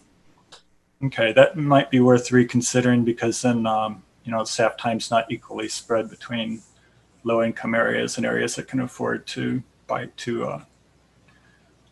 fund their own tree replantings. As far as the work, so the planting would be a vendor, and it looks like also the spatial analysis would be contracted out. Correct. It seems like that could be. I'm kind of familiar with some of the data that would be used. I'm pretty sure most of it's available public domain except for the tree sites themselves. So it seems like it'd be kind of ideally suited for a potential grad student project. Have you, will we do like a regular RFP for that? And would we reach out to departments at the U of I to work on that? So one of the things we want to do with the results and the data that we produce is we want to put it on a publicly accessible website in a way that's easy to view. And the city already has a really wonderful resource through a vendor called Davy Tree Keeper. We have an internal facing Davy Tree Keeper view, which the Arbor Division uses to manage their work and to manage our tree inventory. That same inventory has a public facing view, and everybody can find it. The URL is urbana.mytreekeeper.com. And it's a really wonderful view. It's kind of like a Google map, but there are layers of data that the public user can turn on and off. And so one of our intentions is to, whatever our results are, to put them on that publicly accessible portal. And so we want to use that same vendor so that all flows in. So that vendor would also do the spatial analysis. Yes, they are very experienced with doing canopy analysis, urban heat analysis. And I think what we're doing, we're actually going to be stretching them, and they're going to be doing some additional things because we want to overlay all of that with some demographic data. Okay, and then there was a question during public input about the extra amounts for staff. Is that an in-kind contribution by the city? Correct. That's just staff time. Staff time that's already budgeted. Yeah. And that's not covered by the grant. That's just staff time that is going to be allocated to this project, basically. Exactly. Okay. Okay, I think that's all I had for now. Thanks. Sharice, and then Mary Alice, do you want to also ask a question? No. Bill asked my question. So. All right, thank you. Sharice. I guess my question that I have, because I think about my ward, and what I was thinking about it was in terms of you're talking about racial study. Could you be more specific about that? Yeah, we're going to be looking at like census type data, so census blocks. We're actually contemplating, and I'm happy to take any feedback. We're contemplating looking at two different ways of overlaying race and income data. One is called community development target areas. So this is, I believe this is focused on income. These are areas where the city has taken census data for low income, and they've removed some things like, well, that's low income because it's all student housing, and they're not exactly low income. They just don't report any income because they're students.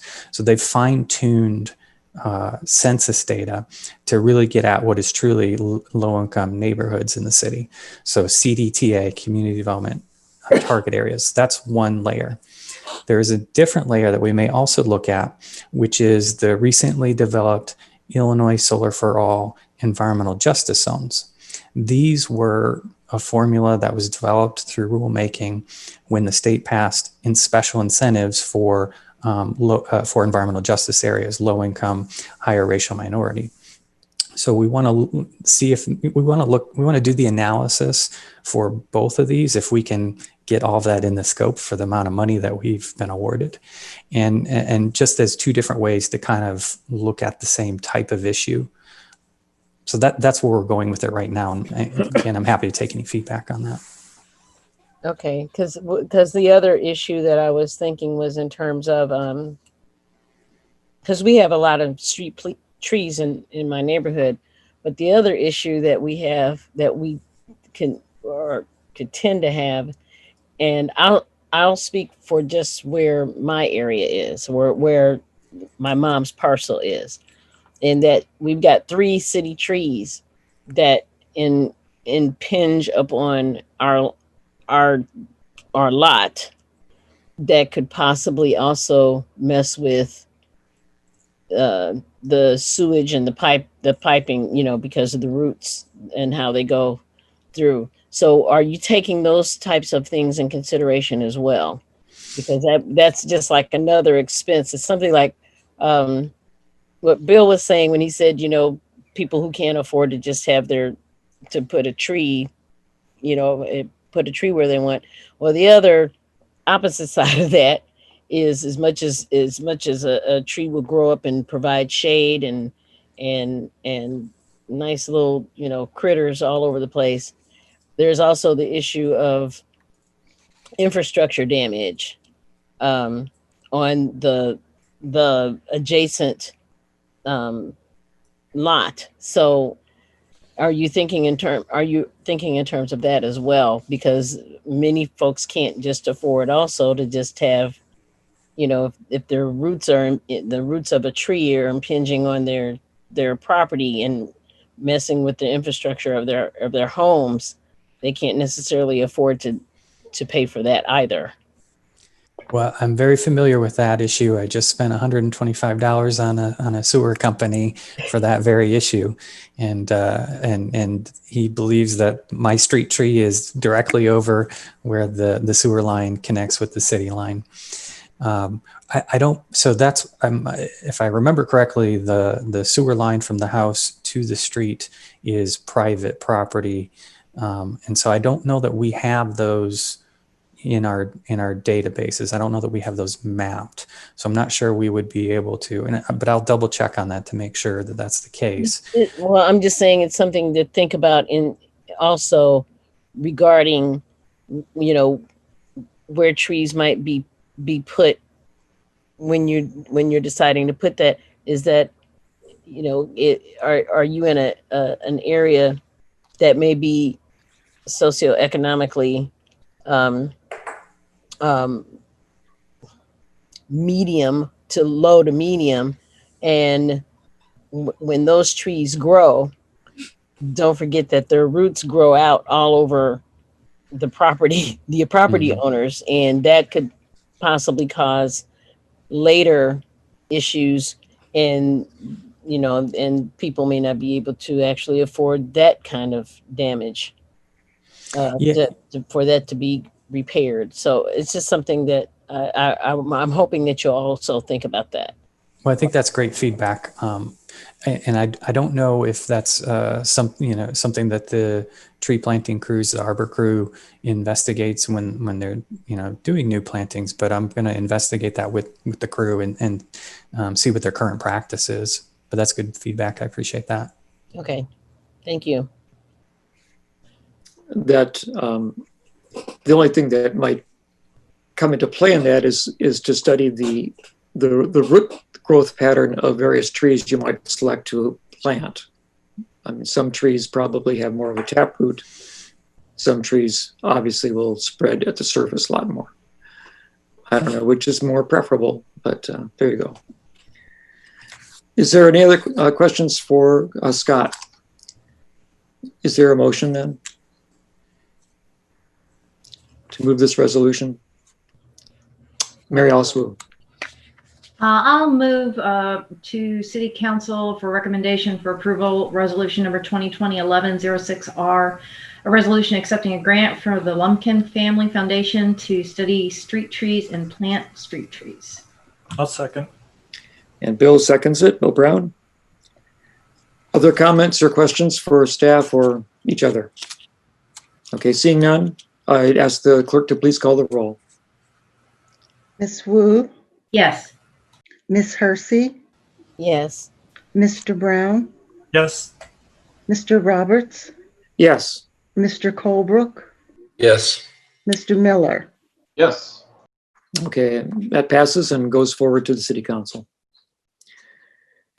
All right, next is ordinance number 2020-11-065, an ordinance amending the Urbana zoning code map, the Urbana zoning map, relating to 702, 704, 706, 708 West High Street, and 309 South Kohler Avenue.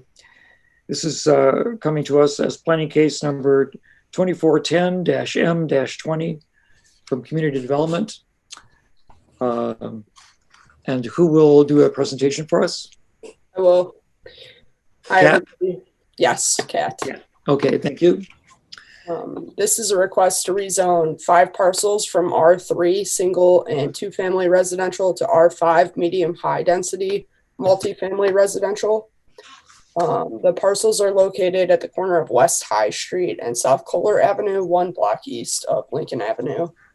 They contain single-family homes and one home that has been converted into apartments, and there are no plans to develop or redevelop the site at this time. This is a future land use map.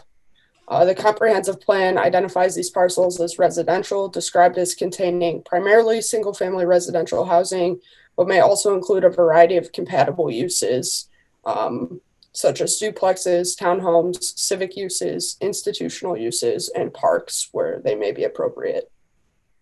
For reasons outlined in the staff memo, the Plan Commission has found that the request does not meet the rezoning criteria, and City Council has the option to approve the ordinance, to rezone the parcels, or deny the ordinance. The Plan Commission voted unanimously to recommend denial, and staff concurs. And the applicants have joined the meeting if you have any questions for them, and I can answer any technical questions for staff. All right, so we're seeing the map of where this property is located, and it's a zoning map indicating high density and R2 as well. Does the council members have a question for Kat, or for the property owners? This proposal comes to us with a very significant public input coming out of the Planning Commission. Do you want to summarize that at all, Kat? We didn't all attend the Planning Commission meeting. Sure. So we received about 20 to 25 letters. All were in opposition to the rezoning request. At the public hearing, I believe 4 or 5 members of the public spoke, largely in opposition to the request. 2 members of the public spoke neither in favor nor in opposition to the request. Yeah, okay.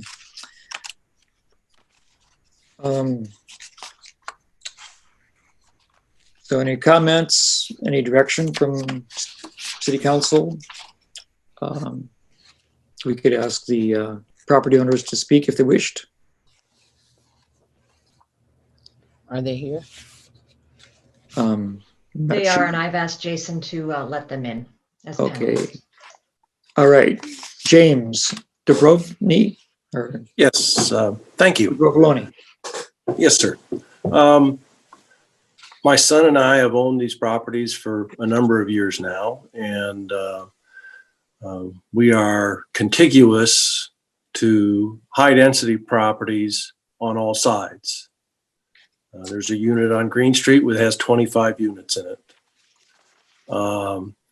As noted by one of the commission members, the 700 and 800 blocks of the State Streets area or the West Urbana Neighborhood Association area is basically all student housing. Although they're zoned as single family, there are no owner-occupied single family homes there, basically, just 1 or 2. And you've just opened up Green Street to what end if you're not going to allow people to make use of that street in a sense? Preservation can have some ugly unintended consequences.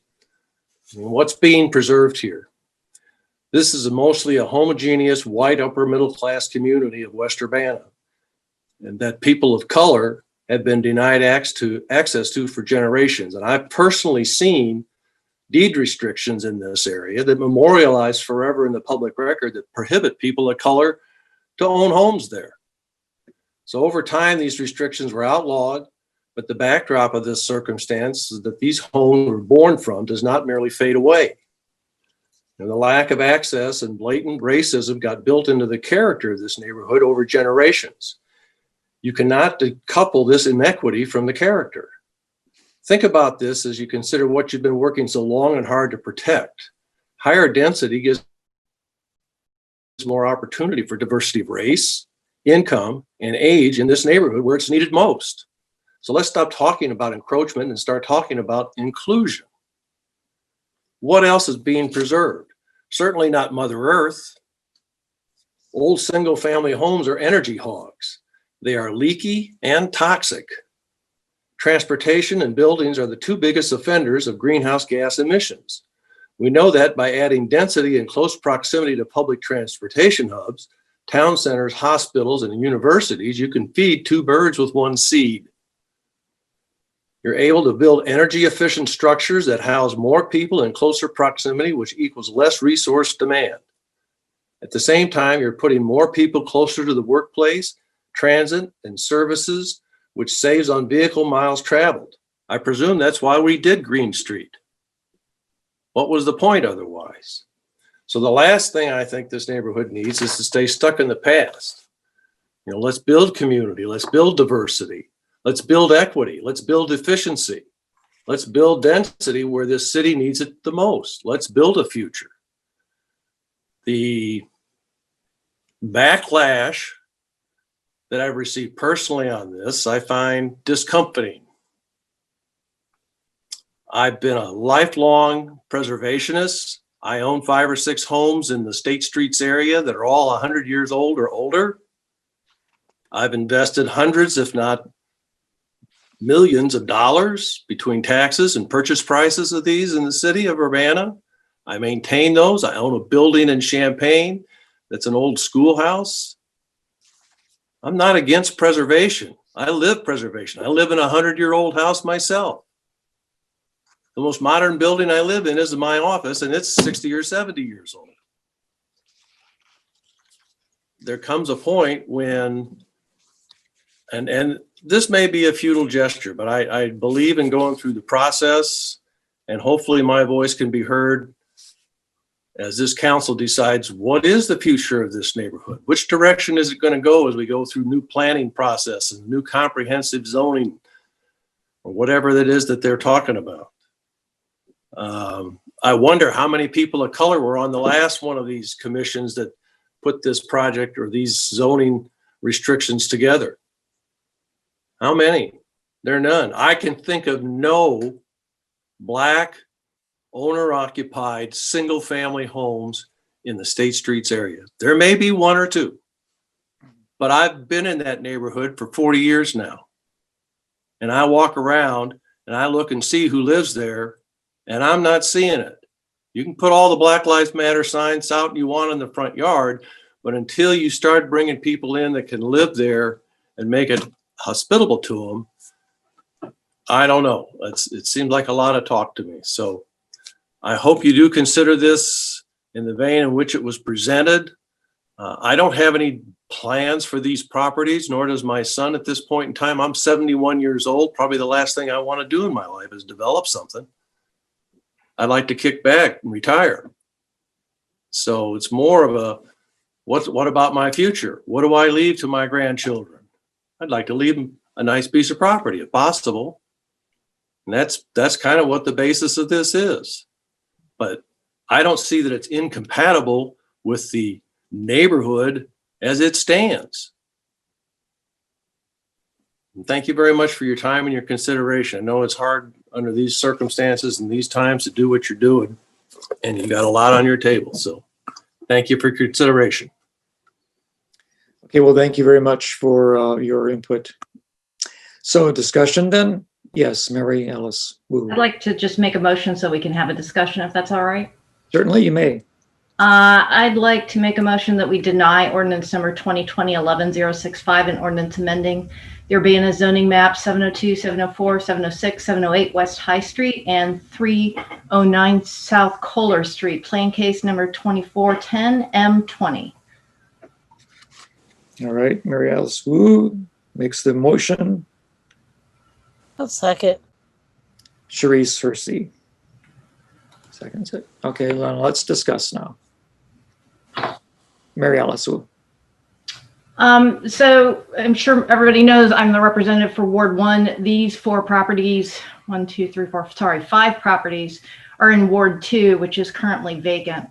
I do want to speak for a little bit about some of the plans. So right now we are talking about doing a comprehensive plan. The existing comprehensive plan that we have clearly delineates the 800 and the 700 blocks of the state streets. The 800 blocks from South Illinois to Pennsylvania are in the Lincoln-Busey corridor. And there was a very clear plan in terms of what the comprehensive group thought would be best in those cases. It doesn't go up to Green Street, but the clear line there was Busey Street. And so our 2 single family houses was going to be on the east side of Busey Street. I have spoken to some landlords who actually own properties right across the street from these. They do not want to see this rezoned into a higher density. They like the fact that the neighborhood has less density the farther south that you go. It recruits people who want a quieter community. I live on the 800 block, and I have a neighbor who is African-American, single family residence right across the street from me. Not to say that the West Urbana neighborhood couldn't have better diversity, more people within the single family households from all different kinds of groups. It is true that this is a student area, but it is a mixture of student and single family residences. So I don't think now is the time that we should consider reclassifying these parcels when we are just now discussing what the new comprehensive plan is going to be. And the existing comprehensive plan that we have on the books right now clearly states that this is not high density. So those are my initial thoughts. I will say that there's been a lot of conversation amongst the neighbors in that area who are vehemently against the rezoning of these properties. But I felt like I had to put a little bit more out there just because we don't have a representative for Ward 2. Okay, appreciate that. Other commentary? Yeah, Sharice. Since he brought it up, I feel compelled to say something regarding the diversity of the housing. And I'm aware also of the history of the lack of diversity south of University Avenue. I'd like to know how many African Americans he has living in his properties. Oh, so I guess that's a question for James. Mm-hmm. At any one time, I would say they're all students. Mm-hmm. 10 to 15%, sometimes none, sometimes more. I've been doing this for my whole life. Okay. So I can't narrow it. I have students from all over the world. I prefer grad students because they tend to stay there longer and they're a little better behaved, but most of the undergrads are in student housing at least till they're juniors or seniors before I ever get to see them. Mm-hmm. So your properties in and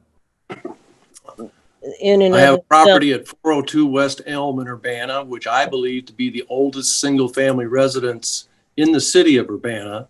Mm-hmm. And a number of years ago, the city had a program where they would loan you X amount of dollars if you would agree to participate in low income housing, which I did, and I borrowed the money and I still owe the money.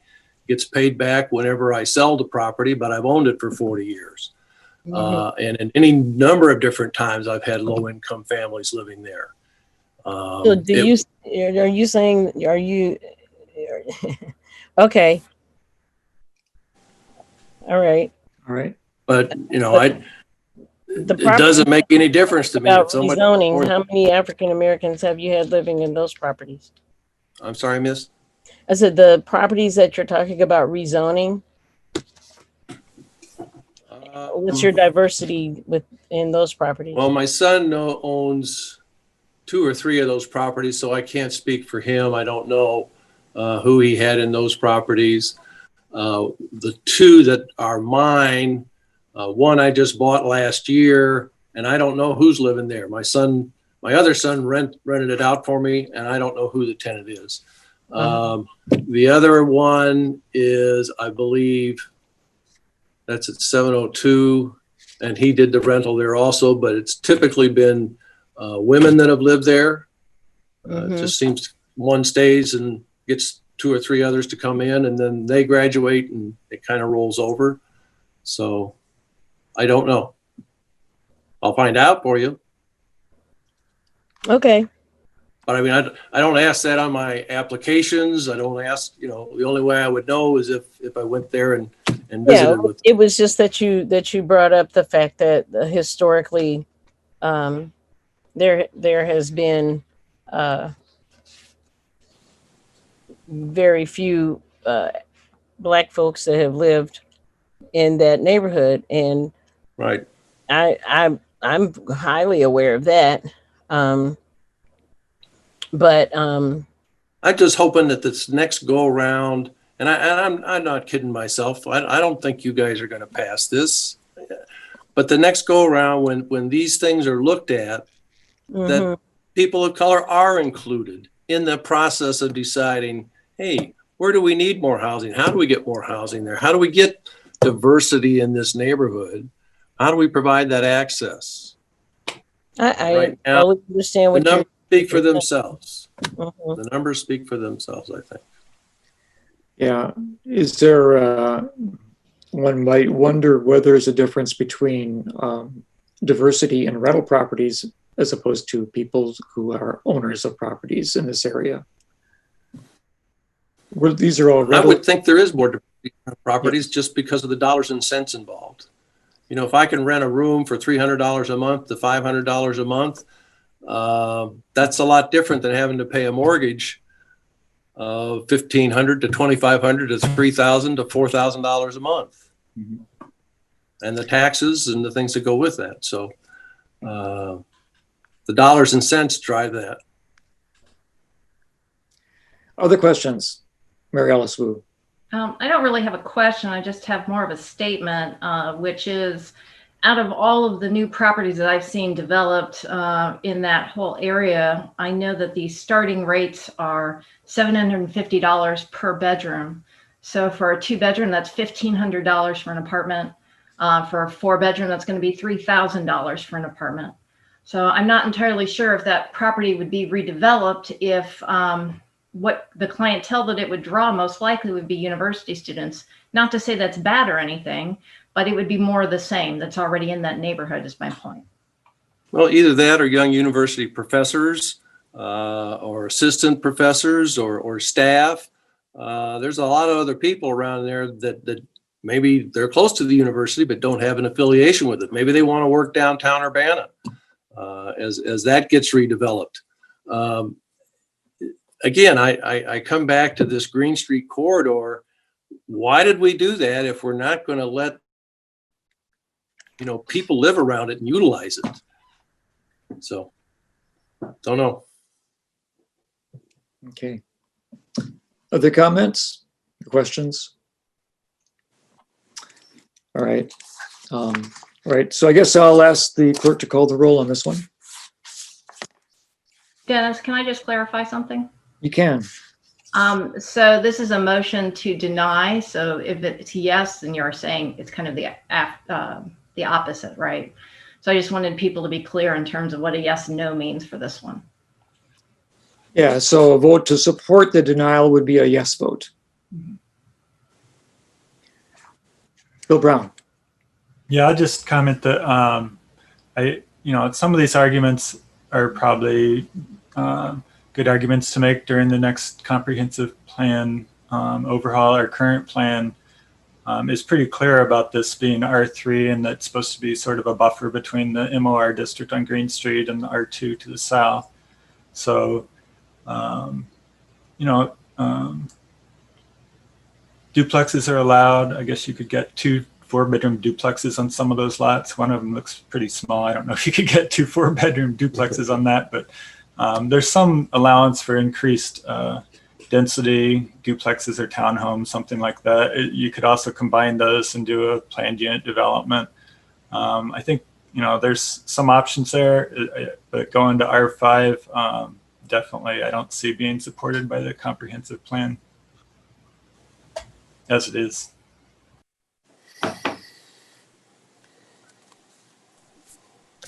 Okay, I guess Phyllis. Okay, are we ready? Apparently we are. Okay, now the motion that Mary Alice made and Cherie seconded that was for this particular thing and not just for the fact that you were talking about denying this. Am I correct? So when I call the roll this time, it's going to be to deny it completely? Is that correct, Mary Alice? Yes. Okay. Miss Wu, Yes. Miss Hersey, Yes. Mr. Brown, Yes. Mr. Roberts, Yes. Mr. Colebrook, Yes. Mr. Miller. Yes. Thank Right. you. So that doesn't go anywhere then. All right, and we'll probably revisit the development and the zoning of many districts near the university as the comprehensive plan is, the new comprehensive plan is created in the coming year. All right, then the next item of business is ordinance number 2020-11-066, an ordinance approving a right-of-way license agreement with the Champaign-Urbana Mass Transit District. Okay, Justin, are you going to present this one for us? Yeah, and I don't really have much of a presentation, but this ordinance would approve a license agreement between the city of Urbana and the Champaign-Urbana Mass Transit District for the installation and operation of an underground electric transmission line connecting proposed solar power plant to a hydrogen fueling station at on the current MTD campus. So as exciting as the solar farm and the hydrogen station might be, this is specifically addressing the underground power transmission line. So that would run along Hickory Street, which is a short stretch of road north of University Avenue. The license agreement stops at University Avenue because that's actually IDOT right of way, and they'll have to get a separate license agreement with IDOT for that portion of it. And then this type of agreement is actually typically just approved with by executive authority by the mayor because it's all underground utility, and we've reviewed and approved this within Public Works. However, since this agreement is with the MTD, it's technically an intergovernmental agreement and requires city council approval. So I'll be happy to answer any questions. Other questions? Mary Ellis. I'm always curious how you come up with the rental fee, the annual fee of $967.20. Yeah, there is a linear foot fee in the fee schedule for license agreements for the right of way. So there's a number that, and it's actually, I believe, adjusted each year, and the license agreement allows for us to adjust it each year to match the consumer price index. So the applicant gave us their number. So just the measurement of the length of their underground utility, and we apply that to it. So you just plug it into a formula. Okay. Could you explain, Justin, how it is that the MTD department owns a piece of property in what is right next to, I guess, Emulsicote, or maybe it's not Emulsicote. Is it our landscape development center? It's not that either, is it? The location of the solar farm is actually on Urbana and Champaign Sanitary District property. Yeah. So I believe that there's a separate agreement set up between the two agencies for the use of that land as a solar farm. Yeah. Okay. So, and what about the hydrogen collection or storage unit, tank, or whatever it's going to be? Can you explain that part? Yeah, there's I don't know too many details of it other than MTD is working on getting some hydrogen fuel buses, and has submitted plans to the city for some site plans or site development for the addition of a hydrogen fueling station to fuel those buses. So they'll be converting. So there'll be some storage there. Yeah. Yeah. I'm not I haven't looked at those plans in a while. MTD would have to describe that whole their whole setup there and what's proposed. But I believe there would be some fuel storage on site. Okay. Bill Brown. Yeah, I'll move to send ordinance number 2020-11-066 to City Council with a recommendation for approval. Okay. I'll second it. Seconded by Will Colbert. Oh, Colbert. Okay. Other discussion? Okay, I guess, yeah, Sharice.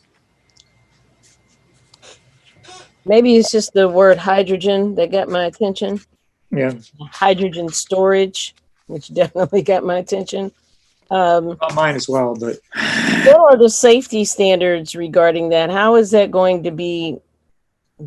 I guess that's what I worry about. Is this like underground, like the gasoline stations have underground tanks? Is this how after we vote for this, if approving it, how are they exactly going to store this hydrogen, and what are the safety factors? So I guess first I'll point out that this agreement is specific to just the underground power transmission line. So it's power fueling the hydrogen station that would otherwise just come from the Ameren power grid. Okay. So that's that agreement. Your question about safety concerns, that just fell more under kind of building safety division and a little bit the fire department too on the safety measures that are put in place. But included in that site plan review are building safety plans and fire hazard plans and things like that. So there are standards in place to protect against. Okay. Okay. guess we'll discover that in the future. Yeah. All right. Other comments or questions? I guess we could have the roll call from the city clerk. Ms. Wu, Yes. Ms. Hersey, Yes. Mr. Brown, Yes. Mr. Roberts, Yes. Mr. Colebrook, Yes. Mr. Miller. Yes. Okay, so that passes and we'll go forward to the city council. The next item is ordinance number 2020-11-067. An ordinance approving, oh wait, we just did that one.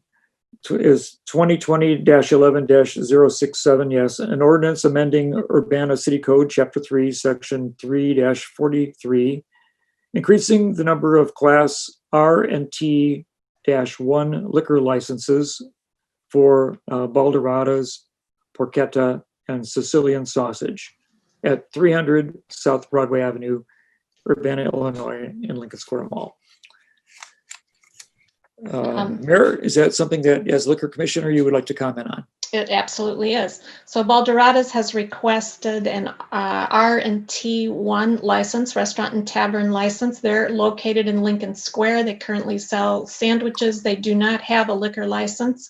They want to expand their business into another part of the food court and offer beer, wine, mixed specialty drinks, and desserts. And this is a license that will allow them to do that.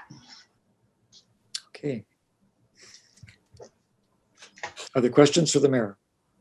Yes. Jared Miller. Not a question, but I'll make a motion if the chair to entertain it. Yep, I certainly will. Move ordinance number 2020-11-067, an ordinance amending Urbana City Code, Chapter 3, Section 3-43, increasing the number of Class R and T 1 liquor licenses for Balderadas, Porchetta, and Sicilian sausage at 300 South Broadway Avenue, forward to the full council with recommendation for approval. And I'll second that. Okay, seconded by Mary Alice. Any conversation? Okay, will the clerk please call the roll? Ms. Wu, Yes. Ms. Hersey, Yes. Mr. Brown, Yes. Mr. Roberts, Yes. Mr. Colebrook, Yes. Mr. Miller. Yes. Okay, that passes and it goes forward to the city council. The last item on our agenda is in a 2019 IDOT traffic stop presentation and 2021 pilot program. Brian Serafin, are you going to be, oh, the mayor wants to speak. Okay, go ahead. She raised her hand. I just want to introduce this and I'll turn it over to Chief Serafin and Melissa Hendrian. I just wanted to let folks know this is really a two-part presentation. The first is the presentation on the statistics from the 2019 traffic stop report. The second is the Urbana Police Department's proposal for really radically changing their approach to traffic stops. My goal, as I told Chief Serafin, was to eliminate racial disparities in traffic stops. And he has worked with his staff, his team of officers and staff, and they have come up with a proposal that I think will get us very close to that, if not achieve that goal. So I'm really happy to introduce this, and I'm looking forward to hearing the report. And really, the most important part of this presentation is the second part. But take it away, please. Thank you, Mayor.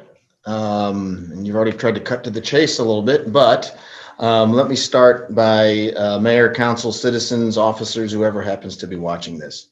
I just want to say thank you for your patience, first of all. Normally this comes out in spring, early summer, and 2020 has been a bit of a challenge for us on a variety of fronts. So I thank people for their patience.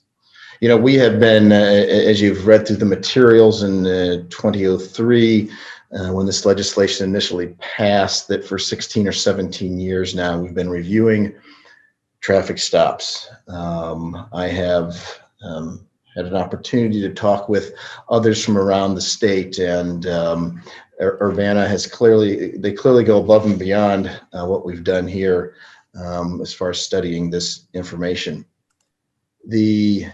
Tonight, Melissa Hendrian, the crime analyst, is going to sort of present her report, work through the slides, and we'll answer some questions and whatnot. Then as we move forward, I want to make sure that we get a chance to spend a little time in what the proposal is for 2021 as we try to move forward. So at any rate, those are, I just wanted to make a couple of quick remarks, and now I will hand it over to Melissa, who Jason probably has to have some sharing capabilities of some sort granted her, please, sir. She should be good to go. Thank you. I'm going to share my screen.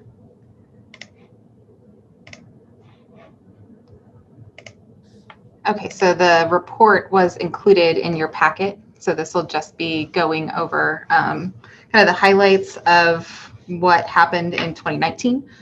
This does not include any of the data from 2020. The data is an anomaly. We discontinued essentially traffic stops starting in March, and it's been different from what we have done in the past. So this report is only including 2019 data. Okay, so we'll go through the sections, the contents that were included in the report. So we'll go over generally the number of stops that Urbana Police conducts.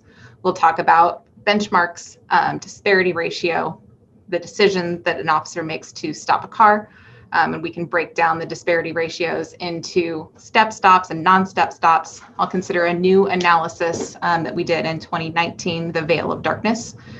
We'll also look at the outcomes of stops, looking at citations versus warnings, and then more serious things that can occur that begin as a traffic stop.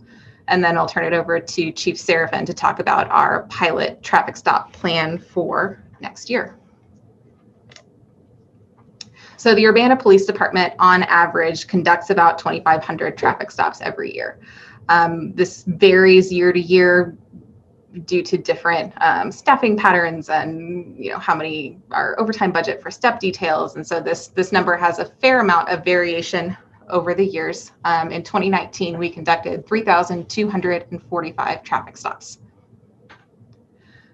So to tell whether our 2019 numbers are outside of what we would expect based on our range in the past, we compare generally a 5-year average to 2019, and we look at the standard deviation. And so what that does is it takes the average and it compares it to kind of the spread year to year. So our 2019 numbers were 3245, and we're comparing it to the average of 3,500. So is that different enough that we want to pay attention to it? Our standard deviation was 404, so it's 35, 37 plus or minus 404. And so our numbers for 2019 fell within that range. So based on what we've done in the past, that number falls within that. Our Z-score, which is our kind of our indicator, if that is less than 1 or greater than 1, or less than -1, greater than +1, then that falls outside kind of what we would expect, and we want to look at that a little bit closer. This does not. So this is within our expected range based on the variation that we've seen in the past from our numbers. And we'll do more Z-scores later, but it's helpful to start with kind of a basic one. Okay, so this is the demographics of the drivers that we've stopped in Urbana during traffic stops. This is a number that we know. And then we will talk in just a minute on how to compare it to kind of our baseline or our benchmark of drivers on Urbana city streets. But we'll talk first about kind of what our breakdown has been of stopped drivers over the past, looking at here back to 2010.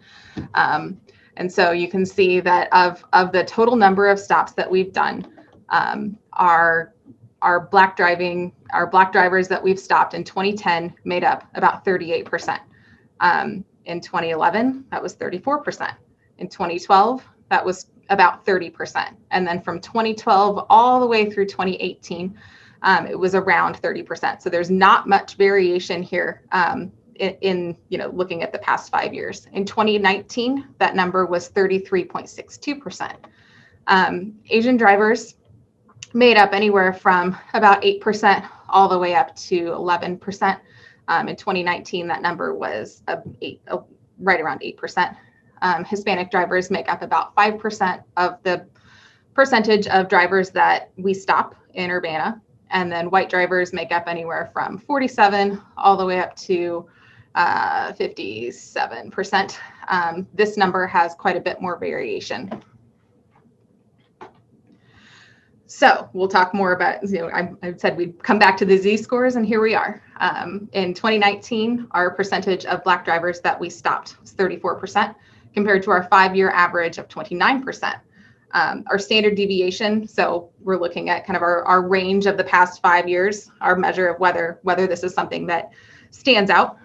It's 2.48%. So this is it is a significant change from the variation that we had seen in the past. We stopped fewer Asian drivers, and that is a notable difference.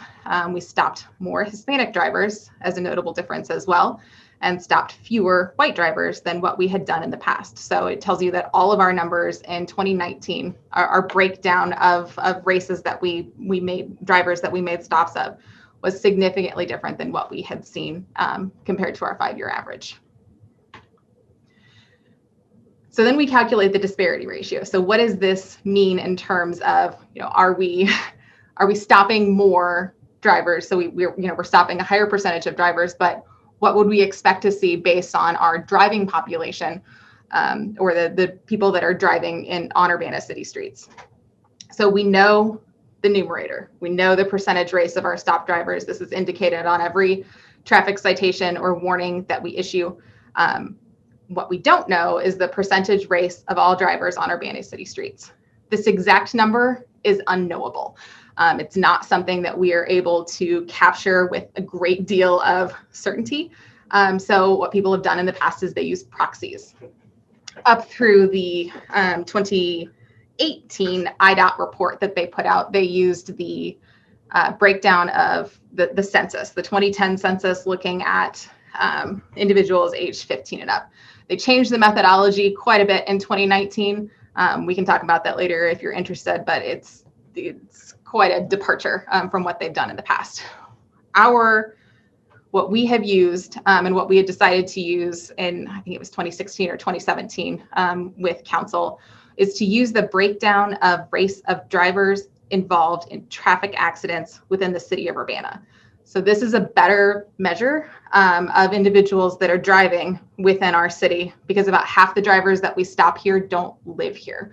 So we have, we've got the university, we've got Carl, we've got, lots of traffic in and out of the city. And so we're not trying to measure the percentage race of stop drivers compared to the percentage of individuals that live here, because that's not an accurate representation of, our population on city streets.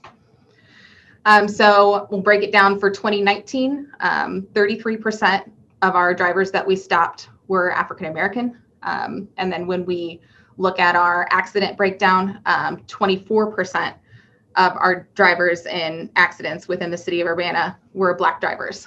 So that gives us an overall disparity ratio of 1.38. What that means is a Black driver is 38% more likely than we would expect, based on our estimated driving population, to be stopped in a traffic stop in the city of Urbana.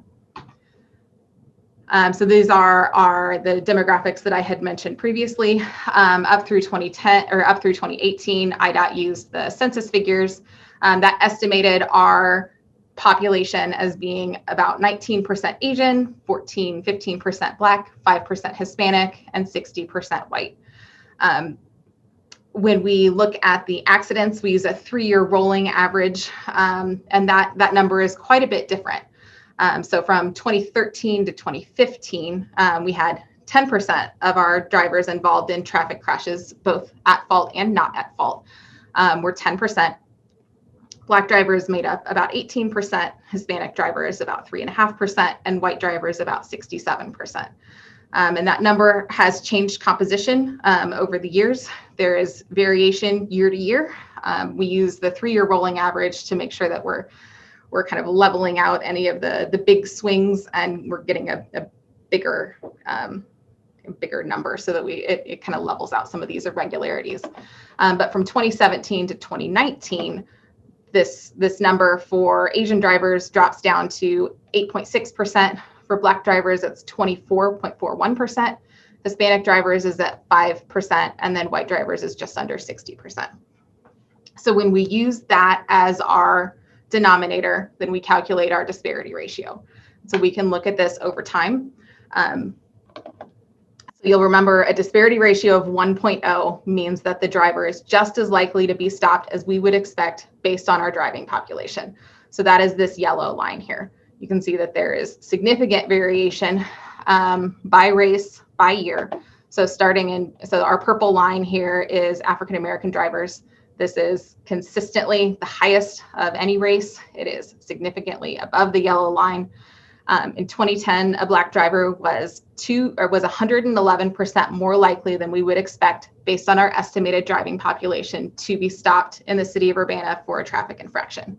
That number has decreased over the years, but it is still, we still see significant disparity. In 2018, it was 1.36. So a Black driver was 36% more likely to be stopped than we would expect. And then in 2019, that number was 1.38. So a Black driver was 38% more likely than we would expect to be stopped based on our estimated driving population. That is in comparison to some of our other racial groups. So you can see that Hispanic drivers have changed over the years. They represent a small percentage of our stops, so a small fluctuation can result in kind of a bigger leaps here. And then our white drivers are consistently underrepresented in our traffic stops. So, starting in 2010, a white driver was about 30% less likely to be stopped than we would expect based on our estimated driving population. That number was 23% less likely than we would expect based on our population in 2019. So we did an additional analysis this time, and those of you that were around in 2015 for the the Traffic Stop Commission report. They did this analysis then, and then I had a U of I stats class redo it they started in January. We had some in-person meetings, and then with COVID and the university shutting down, we had some online meetings, but they set out to replicate this study. So what this does is we're shrinking all of our 3,200 stops, and we are taking only the stops where we can separate these into, is it daylight or is it nighttime, and can it be either day or nighttime based on the time of year. So, if I leave for work at 6 o'clock in the morning tomorrow, it's going to be dark outside. But if I leave for work at 6 o'clock in the morning in June, it's going to be bright outside. So that would be a time where it could be either light or dark, depending on the time of year, depending on the date of the year. So this assumes it's controlling strictly for visibility. So what we're doing is we're binding it by about 4 p.m. to 7 p.m. I don't know that they got on the NOAA the National Oceanic something website where they could classify every single time, every single stop that we did, whether it was within the bounds, and then whether it was a daytime stop or a nighttime stop. We excluded the twilight stops where visibility was a little bit more questionable, but then we were able to differentiate stops into, we're controlling for the driving population. This does not have a benchmark. We're assuming that people have the same behavior regardless of the month. So if you come home from work at 5 p.m., you're going to come home from work at 5 p.m. regardless of whether it's January or it's June. If you take your kids back and forth to school or activities, if you go to the gym, go to the bars, this is assuming that people have kind of the same general behavior regardless of the time of the year. So this is controlling for officer visibility. So if we can, if an officer is able to discern the race of a driver based on whether there's light outside or not, we would expect to see a different percentage of Black drivers stopped during the daytime versus during the nighttime. So results of this analysis indicated that we stopped the same proportion of Black drivers during the daytime versus during the nighttime when we're bounded by the times of the year. However, there is still a persistent disparity. So the disparity exists both when officers can see and can discern the race of the driver based on the visibility versus when they cannot. So what's going on? Can we break this out a little bit further and see if there's some answers to these questions? So there's a step program that we do here. Officers are able to sign up for overtime shifts where the only thing that they're doing during those shifts is running traffic. And then we also have non-step stops. So the step stops are in green up here and the non-step are in blue down here. The non-step stops are stops that are conducted while an officer is on patrol. So they are on their regular shift. They are conducting traffic stops as they are able or as based on whether they're responding to calls for service or what is happening during their shift. So about 30% of our stops are step stops, and the rest of our stops are conducted while we're on patrol. There is a significant difference in the disparity ratio between step stops and non-step stops. And so you can see our purple line is Black drivers still consistently above the yellow line until 2018. And this is when, those of you that were around will remember, with this presentation that we had with Sylvia, we moved the locations of the step stops to be strategically where we had high volumes of traffic, high volumes of traffic accidents, and high volumes of accidents that had personal injury. So in 2018, our Black drivers in Urbana were 15% less likely than we would expect to be stopped based on our estimated driving population. So this disparity ratio was less than 1. A white driver was 11% more likely than we would expect to be stopped. And those numbers were very similar in 2019. There's our break where you see the drop start. Non-step stops have a much higher disparity ratio. So these are the stops. These are only the stops that are conducted while officers are on patrol. So you can see this was back in 2010. A Black driver was 124% more likely to be stopped than we would expect based on our driving population. This has decreased over time quite a bit, but we are still looking at a persistent disparity. In 2018, a Black driver was 60% more likely than we would expect to be stopped. And in 2019, that increased slightly to 61% more likely to be stopped than we would expect based on our estimated driving population. So looking at those two together, you can kind of see the the difference here between our step stops here on the bottom. This is just the disparity ratio for Black drivers versus our non-step stops on the top. So our patrol stops are here on the top. And this is kind of where the direction that we're going here. And there was our departure. You can see where it dropped below the yellow line. So where are we conducting our non-step stops? We are conducting, so we're looking at a map here. This is a density map. The blue is citizen-initiated calls for service only in 2019. Purple are our patrol stops of Black drivers.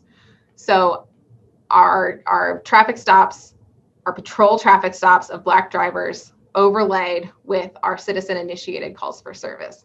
So it appears based on this that our patrol stops of Black drivers are occurring in areas that we are spending more time in.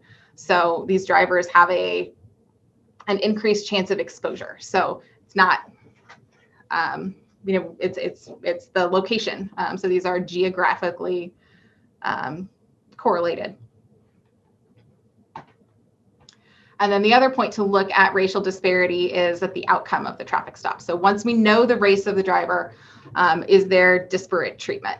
So about half the time, if you get stopped in Urbana, you're going to get a ticket. The other half of the time, you're going to get a warning. And then there's a small chunk where it ends in something more serious than a traffic violation. So someone has a revoked license and their car has to be towed from the scene, or we find guns, or we find drugs, or we find something, or somebody has a warrant. These things begin as a traffic stop, but end as something that is more serious than that. So we can look at the disparity ratio of our outcomes. This takes the guesswork out.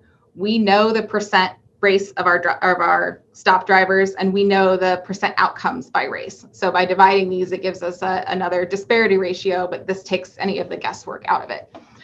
So looking at our citations, an Asian driver in 2019 was 8% more likely than we would expect based on the percentage of Asian drivers that we stopped to receive a citation. A Black driver was 15% less likely, a Hispanic driver was 3% less likely, and a white driver was 9% more likely than we would expect to receive a citation compared to the racial breakdown of drivers that we've stopped. Looking at our warnings, an Asian driver was 8% more likely, a Black driver was 1% more likely, Hispanic driver 33% less likely, and a white driver was right even, or the percentages were the same. More serious than a traffic violation, and I don't have this on here, I believe it's 174. So this is a small percentage of all of the traffic stops that we do, but we will include these numbers here. The disparity ratio for Asian drivers is 0.29, so much less likely than we would expect based on the race, based on the percentage, the breakdown of stop drivers. A Black driver is 94% more likely to have an outcome of something that's more serious than a traffic violation. A Hispanic driver is 33% more likely, and a white driver is about 40% less likely. When we dig into these, it is included in the report. It is not included in the slides. Most of these are non-discretionary. So if someone has a warrant, if someone has a revoked license, this is automatically going to elevate to something. There's not discretion applied here. Okay, so in summary, in 2019, we had a decrease in the number of traffic stops, though this was not notable, and we decreased our proportion of step stops to overall stops. There was a slight increase of disparity ratio with our Black drivers. 34% overall of our stops are with Black drivers, but Black drivers make up an estimated 24% of the Urbana driving population. So our overall disparity ratio of all stops was 1.38 for Black drivers. A veil of darkness analysis revealed no statistical difference in the proportion of Black drivers stopped when controlling for officer visibility. Our non-step or a patrol stop disparity ratio is higher, and it's correlated geographically with our citizen-initiated calls for service. That non-step disparity ratio is also higher than our overall disparity ratio. It was 1.64 for Black drivers. And then at the decision point of the outcome of a stop, a Black driver is less likely to receive a citation. And that concludes my portion of the presentation. I can take questions now, or we can move it to Bryant first. Okay, so thank you very much. That's a lot of data. It is. You've crunched it rather amazingly. Do we have people who would like to ask questions? Yes, Jared Miller. Go ahead.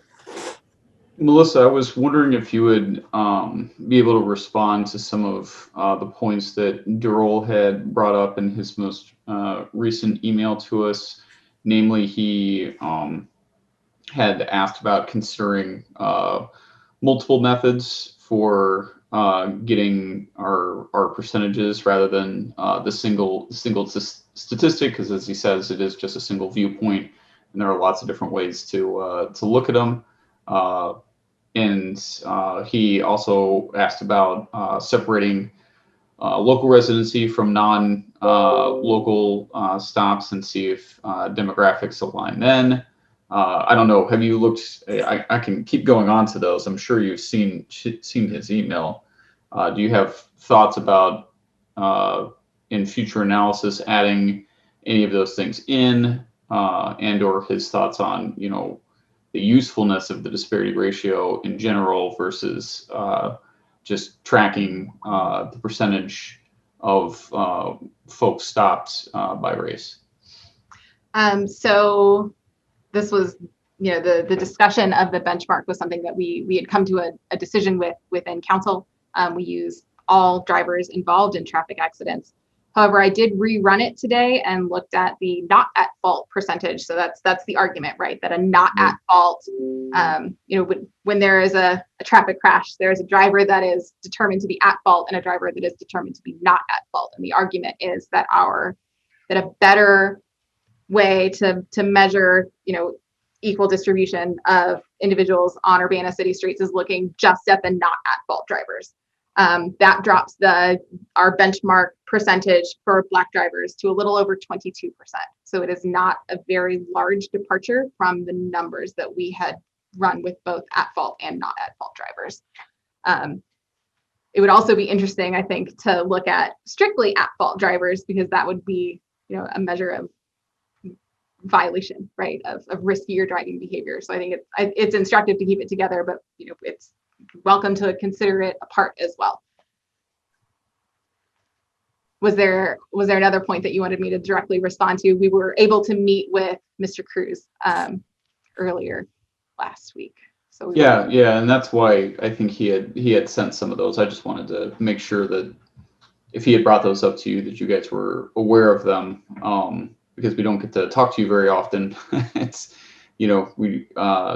I'd be interested if you could follow up with us on, using multiple perspectives as we track this going forward, and what that might look like, and then using, a combination of those statistics to give ourselves a better picture, in addition to also highlighting and tracking the stops just on race by itself, and watching that percentage and how that changes over time as well, because that is another way to look at that.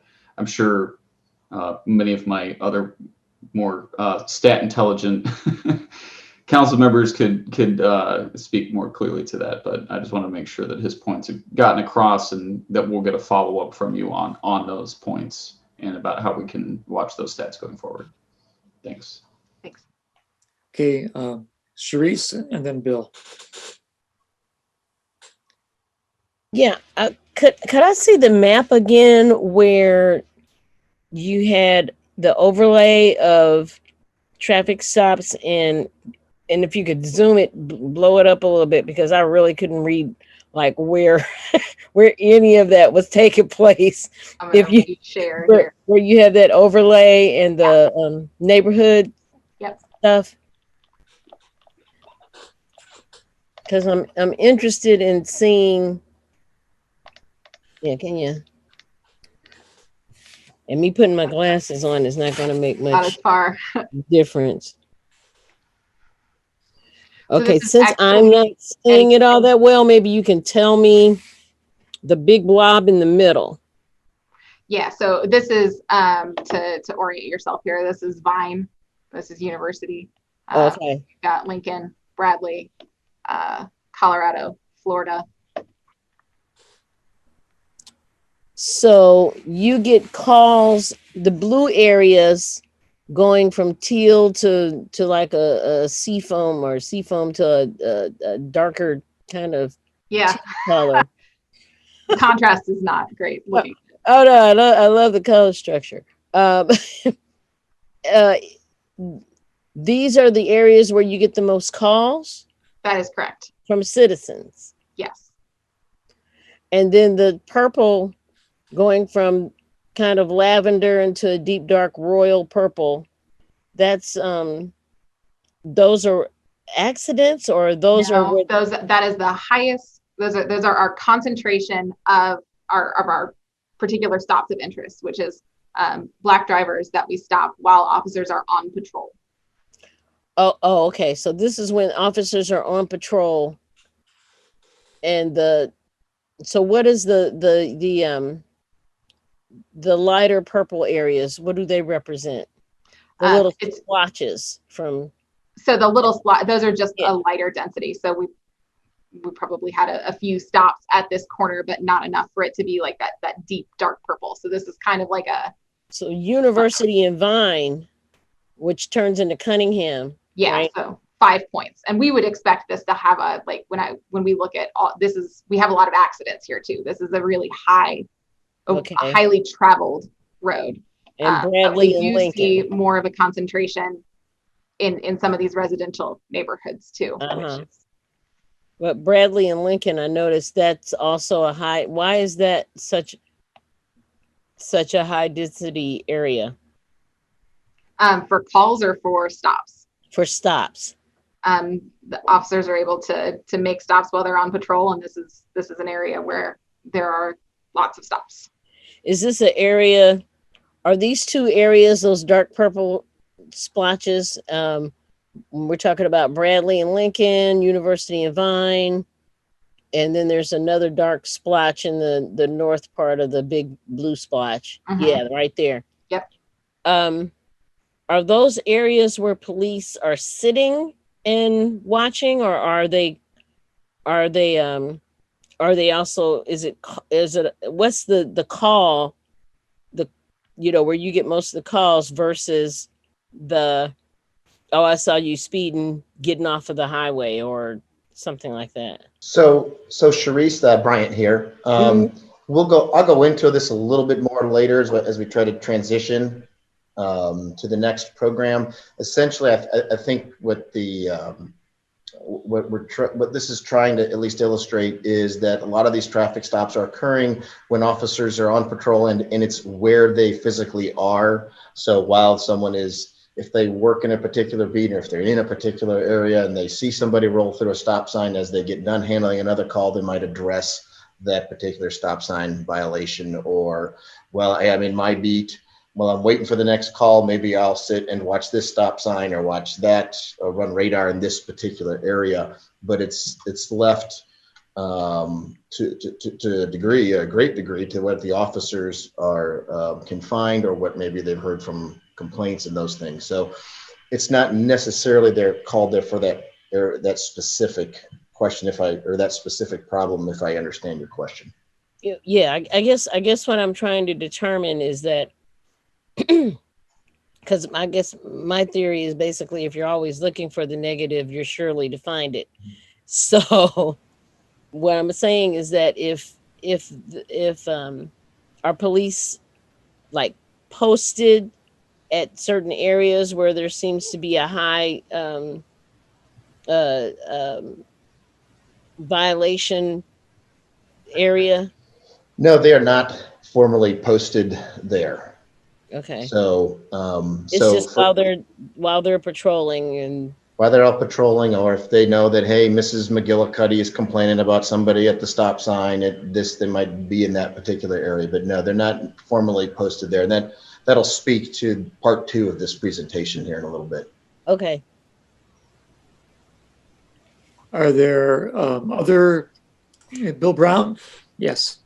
Yeah, thanks, Melissa. It's really great to see all the work you've done on detailed data. I did notice, I mean, one way we can also address the disparity issues is to look at the reasons for the stops and disparities. And like a couple of years ago when we started the fix-it ticket to try to reduce the equipment violations. Can't tell if that's actually working. I don't know if there's enough of a sample for that, but definitely in 2018 it was higher. I think that was when we had started the program and maybe officers were kind of anxious to give out the fix-it tickets and might have been making more equipment stops just to give out the fix-it coupons, not a ticket. But it's back down to more about normal, it looks like. But the one that stuck out to me was the license and registration violations were way up in 2019.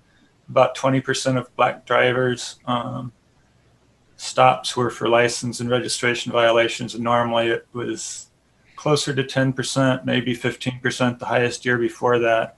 Were you able to drill down at all and try to figure out, is that certain age groups or any particular reasons why that was higher in 2019? I think Bill Bryant here, I'll jump in real fast. I think some of this can actually absolutely be officer driven as well. And so that's one of the things, if you look back a couple of years ago when Sylvia was here as the chief, one of the things that we had done was trying to go out and make it to all the shift briefings, explain what the impact is. And so if one officer makes 25 stops for a particular thing, and I think this one is, if they don't know that, if we don't tell them, hey, you might be, you know that you're doing this, and that's part of the education process here. So I think that, and Melissa might be able to help me out, I think some of that increase was by 1 or 2 of the officers who were working maybe a problem area. So I'll let her, if there's anything else you want to flesh out there, Melissa, at all. So the fix-it tickets, we did 153 of those in 2019. That has been much lower in 2020, and we can expect that to continue to be an anomaly until after COVID. But yes, Bryant is correct. The license and registration violations was driven by just 1 or 2 officers. So were 1 or 2 officers targeting? They were just like looking for license registration expirations. Is that what it was? So yeah, Sharice, what normally can happen is most officers will perhaps have a couple of things that they know about that something is, so it's if a license tag is expired, they might just make that stop, and that's something that they might do. People don't have fuzzy dice anymore obstructing their windshield, but that used to be something that people might stop somebody for. So yeah, this appears to be and this appears to be something that's more along those lines, where someone that was a particular thing that officer goes, oh, there's something I can, it's against the law, so I'm going to go ahead and stop that. Okay. Right. Mary Alice. Thank you, Melissa, for putting all this data together. I know it's a big job. I was wondering, in the previous reports you've done, you've kind of disaggregated the traffic issues, community caretaking, and the targeted patrol, and I didn't see that this time. Was there a reason why you decided not to include that?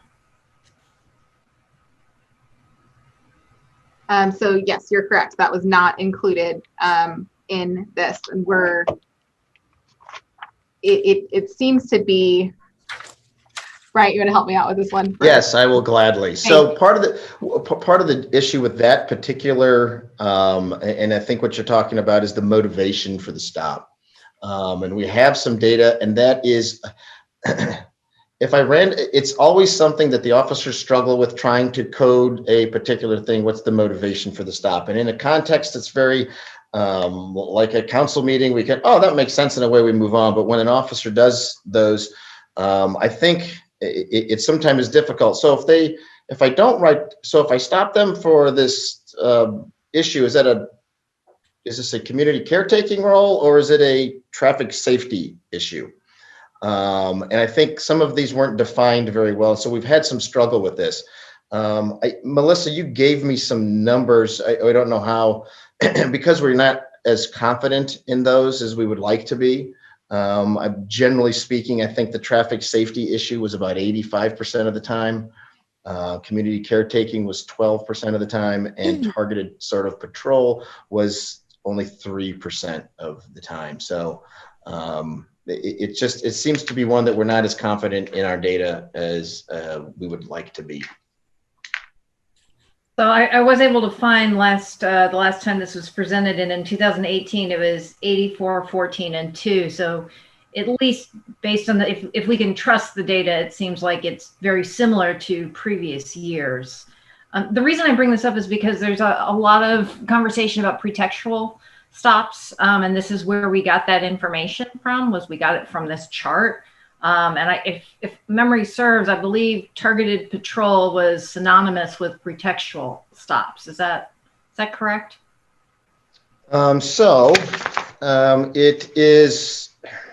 It's not quite that simple. I think generally speaking, yes. So for instance, I dug out an old memo that Lieutenant Sanders had written on this particular topic, and it was trying to, you could have, I guess, the same sort of violation, and if I'm trying to solve a traffic problem, then it's a traffic issue.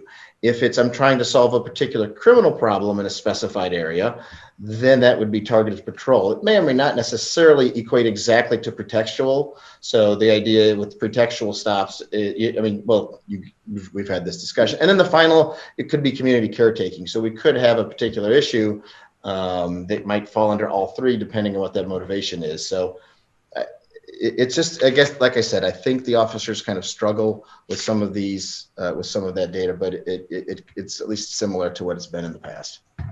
So is the idea that you're proposing to stop collecting that data because it's tricky data, or are you thinking about rewriting kind of how people code those different items? So we've had some internal discussions, and I think it goes to, we were trying to look at, I know at some point there was some other talk about what the scope of a stop was, and we were going to go beyond the scope of that particular stop. So if we stop somebody for expired license plate and we, in the back seat, see a ski mask and duct tape and a knife, we might go, oh, that's interesting. We're going to ask this driver questions. We've been trying to discuss whether or not is there a better way to kind of drive at some of that pretextual discussion that you're talking about. So I believe the data is still being collected even under 2020's craziness. I don't know what we're going to get out of the 2020 data. So I guess, Mary Alice, to your question is, I don't know just yet. We've been having some discussions about, is there a better way to drive it or drill down to that particular issue? Okay. And then in terms of the fix-it tickets, they're not tickets, right? They're coupons, so to speak. Yeah. Would those be under warnings? Where would that be classified under? It would be under equipment. The stop would be equipment violation, and then it is only for warnings. Okay, that's what I just wanted to confirm. Yeah. Okay, thank you. Okay, Charisse? A question that I have is, are the disparities, do they seem to occur more in when there is a citizen calling as opposed to a police officer just happening upon the situation? So occasionally we will get calls into the dispatch center to report, like, oh, there's somebody that I saw that almost swiped me off the road, and that's called it's a make your own case. So an officer, it can be called out, and then an officer can attempt to make that stop. That's not collected in the data though. So I can see how many of those calls that we get, but I can't match it to whether there was a stop that was made from that call. Okay. So that is not, unfortunately, data that I have. I would offer, anecdotally speaking, Sharice, that'd be a very, very tiny, minuscule amount of any of these are sort of somebody called in to say this person specifically, this red Mustang just almost ran me off the road. Those are that would be very small. Now we might have a citizen call who said, people are running my stop sign all the time. Can you help with extra effort at this I've made that area? call myself. So we might have those kinds of things, but and those would be the things that might direct an officer when they have some downtime on their shift. Okay, so most of these stops are based on a patrol officer in the area and notices a particular violation. Yes, that's correct. And unless you want to try that was part of the analysis of why Melissa was breaking down those that are on the selective traffic enforcement program STEP, where we actually dictate to the officers, these are the areas that you're going to go, versus non-STEP or routine patrol stops when they're out doing their own. Well, I've handled that call. I finished that report. I got an hour before my lunch break. So-and-so's complained about this particular area. I'm going to go work on that. So. Okay. Bill Brown.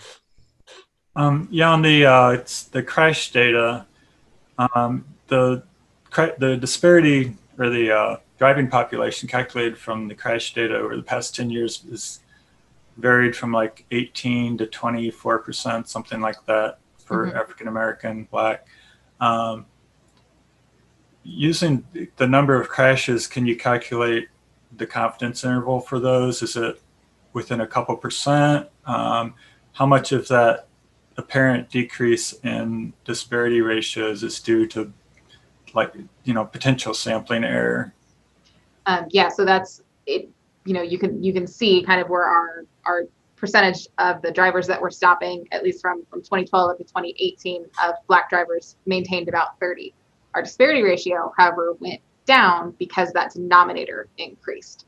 And similarly, in 2019, our percentage of Black drivers that we stopped increased, but our disparity ratio went down because our estimated driving population are looking at the percentage of Black drivers that were involved in traffic crashes also increased. So it was kind of proportional on that. I did not calculate confidence intervals, but that is something that I can do. It'd just be good to know, if you do the bars on that disparity ratio graph that looks like it's going down, and you do the 95% confidence based on the sampling from the crash data, it would be interesting to see how many of those overlap, versus a clear difference. I got a question, Melissa. One of your graphs showed the breakdown of stops that were done during daylight hours and during evening, twilight, dark hours. And it sounded like the number of stops of African Americans didn't change. So it seemed like it sort of disproved the fact that there was implicit bias in the stops based on whether the officer could observe the occupant or whether it was too dark to observe the occupant. Am I interpreting that right? You are. So we're only looking at the stops from like 4 p.m. to 7 p.m. And so we're taking that and we're breaking the stops into, is it daylight or is it darkness? So would an officer be able to discern the race of the driver? Should they be interested in that? And if they were, and if there was racial bias in the decision making where you see a vehicle and you decide whether to stop that vehicle, you would expect there to be a higher percentage of African Americans stopped during the daytime when there's enough light to be able to see the race of the driver versus during the nighttime. There was not a significant difference between black drivers stopped when you could see versus when you could not see.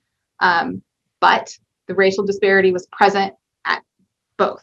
So it doesn't appear to be an individual decision making where an officer is visually observing, 5 white drivers before he or she stops the black driver. That doesn't appear to be what's happening based on that analysis.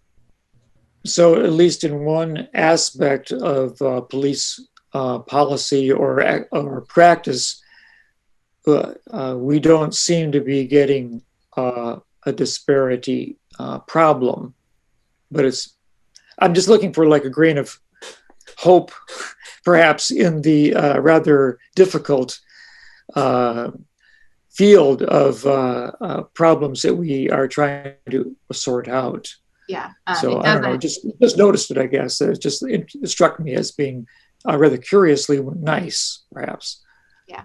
It doesn't appear to be individual officer decision making. It appears to be based on where officers are spending time either responding to calls or doing patrols, and that's the location that they're making the stops. And so that'll maybe be a nice bridge into our part 2 here if no one else has any questions. Okay, and maybe we can make the bridge. Great. Diane has a question. Well, Diana's but also Jared has got a question. So let's. I was just going to say, if you want a grain of hope, I think we should move on to part 2 because we do have a radically different approach to traffic stops in Urbana. And then if people have questions going back to the 2019 study, we can always go back to that. But I want to make sure folks, it's 9:48, and I want to make sure you all have enough time to hear what Chief Seraphin and Melissa have to say about part 2. Yeah, Jared.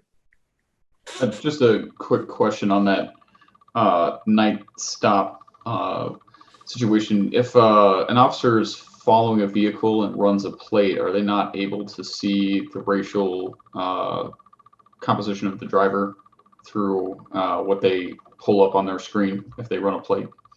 Secretary of State does not collect information on race of drivers. Is that correct, Brian? That is correct. So they don't see. I mean, they can see a name though.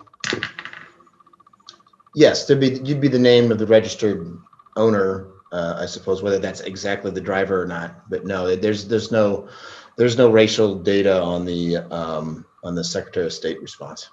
Okay, thanks. Okay. Okay, so now we're gonna transition and we're gonna bridge. So as Melissa started to work on some of these numbers back in the summertime, I formed a little working group of officers, and we had detective, patrol, white, black, male, female, as part of this small little working group, and we kind of decided that we needed to sort of re-examine this. Let's take maybe a different approach. And I said, one of the interesting things is, at least for me, and I can remember this started a couple of years ago when Melissa started to use the geography and the calls for service and the traffic stops and sort of those heat maps and overlaying those, that's where this started. And then when she has now done the math with regards to, or not her, I guess, thank you to the university students, but with regards to the veil of darkness.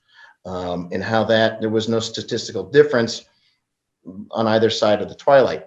The base disparity ratio still exists, but there wasn't anything beyond. And then we looked at, when we discussed the step details, and you look at that and how the disparity ratio for the step details over the last couple of years, when we were much more intentional about where we put those selective traffic details. When we took that all into account, and remembering that the primary purpose of traffic stops is for traffic safety, which when we took all that into account, remembered the primary purpose, what we've decided to try for 2021 is to use the step model for all of our traffic enforcement efforts in 2021.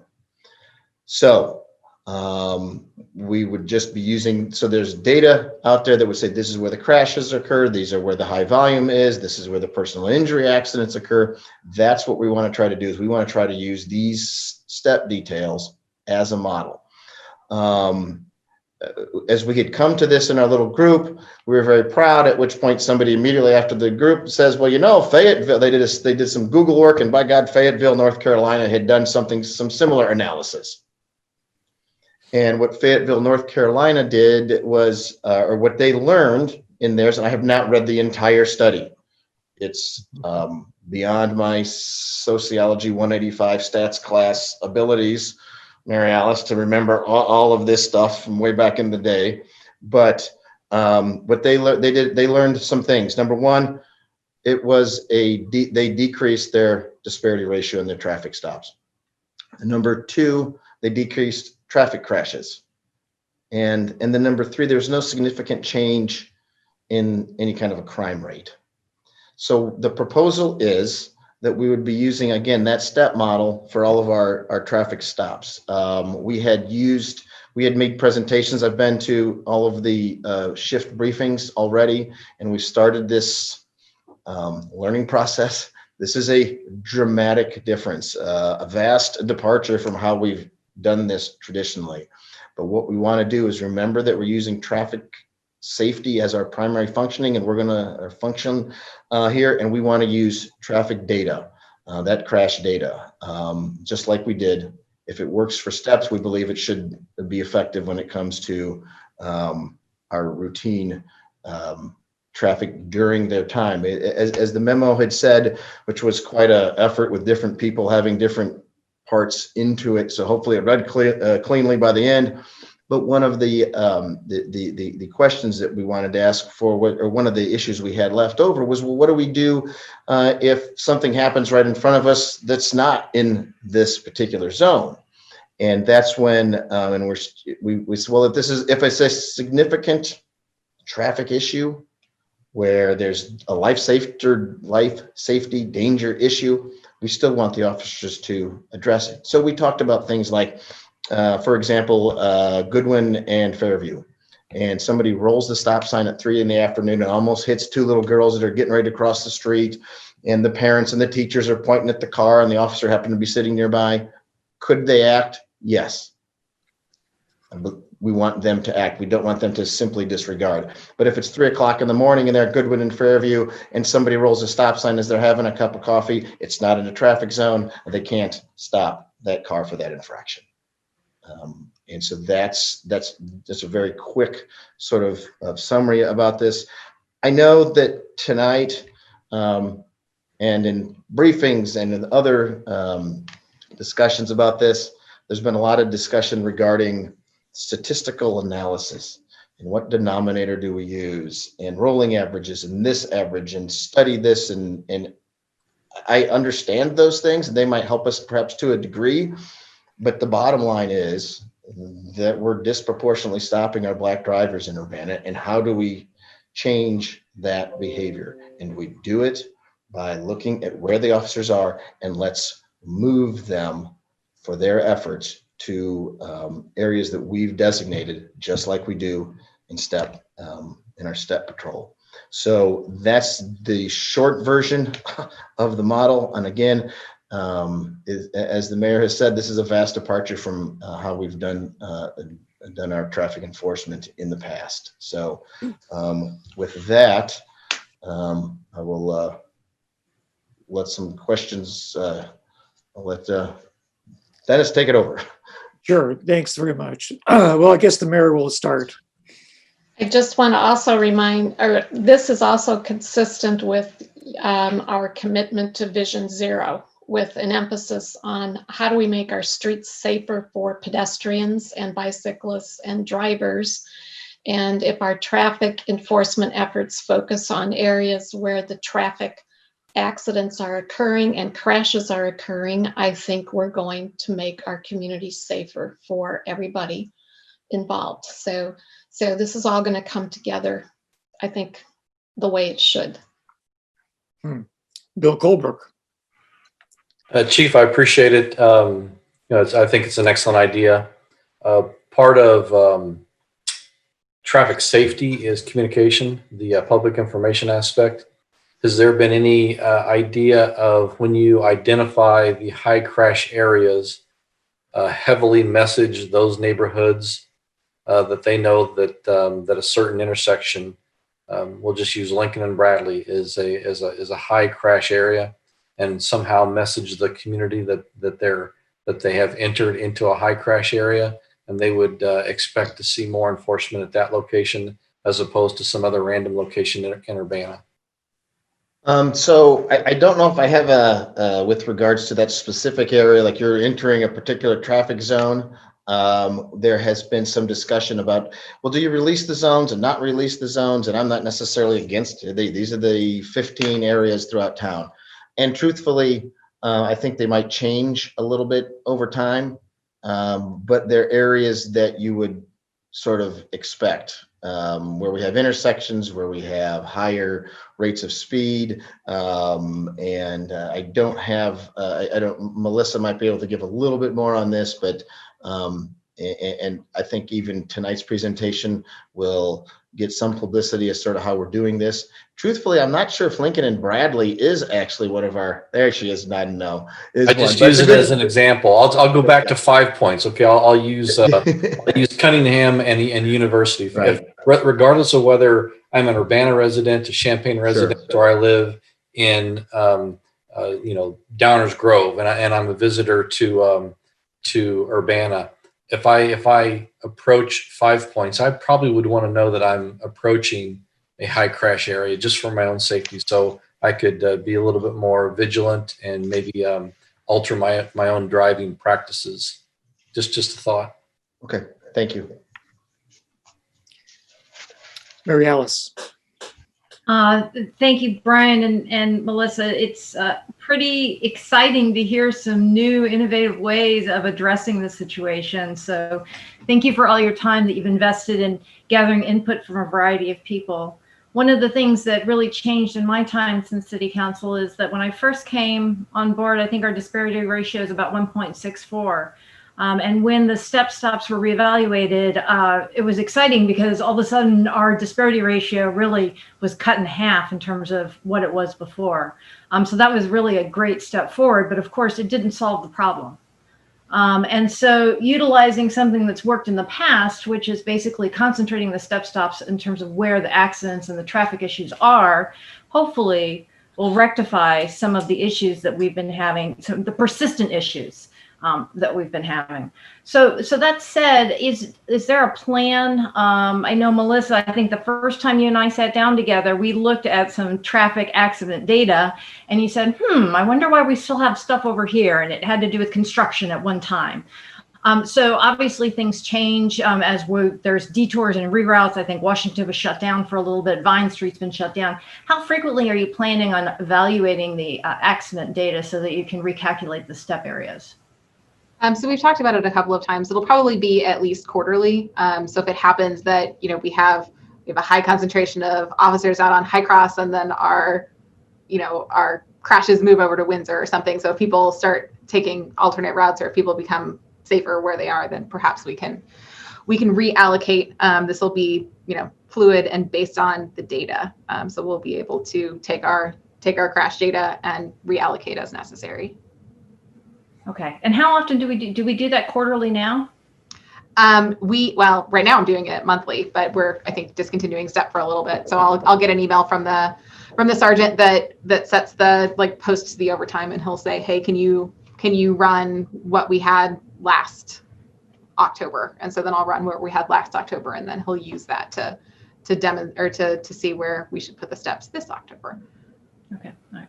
Brian, the example that you gave was a pretty cut and dry example. There's two kids sitting in front of you, you're going to blow a stop sign, you might hit them, versus it's 3 o'clock in the morning and you roll through a stop sign and there's nobody around. Of course, it's going to be more challenging when you get into things that aren't as black and white.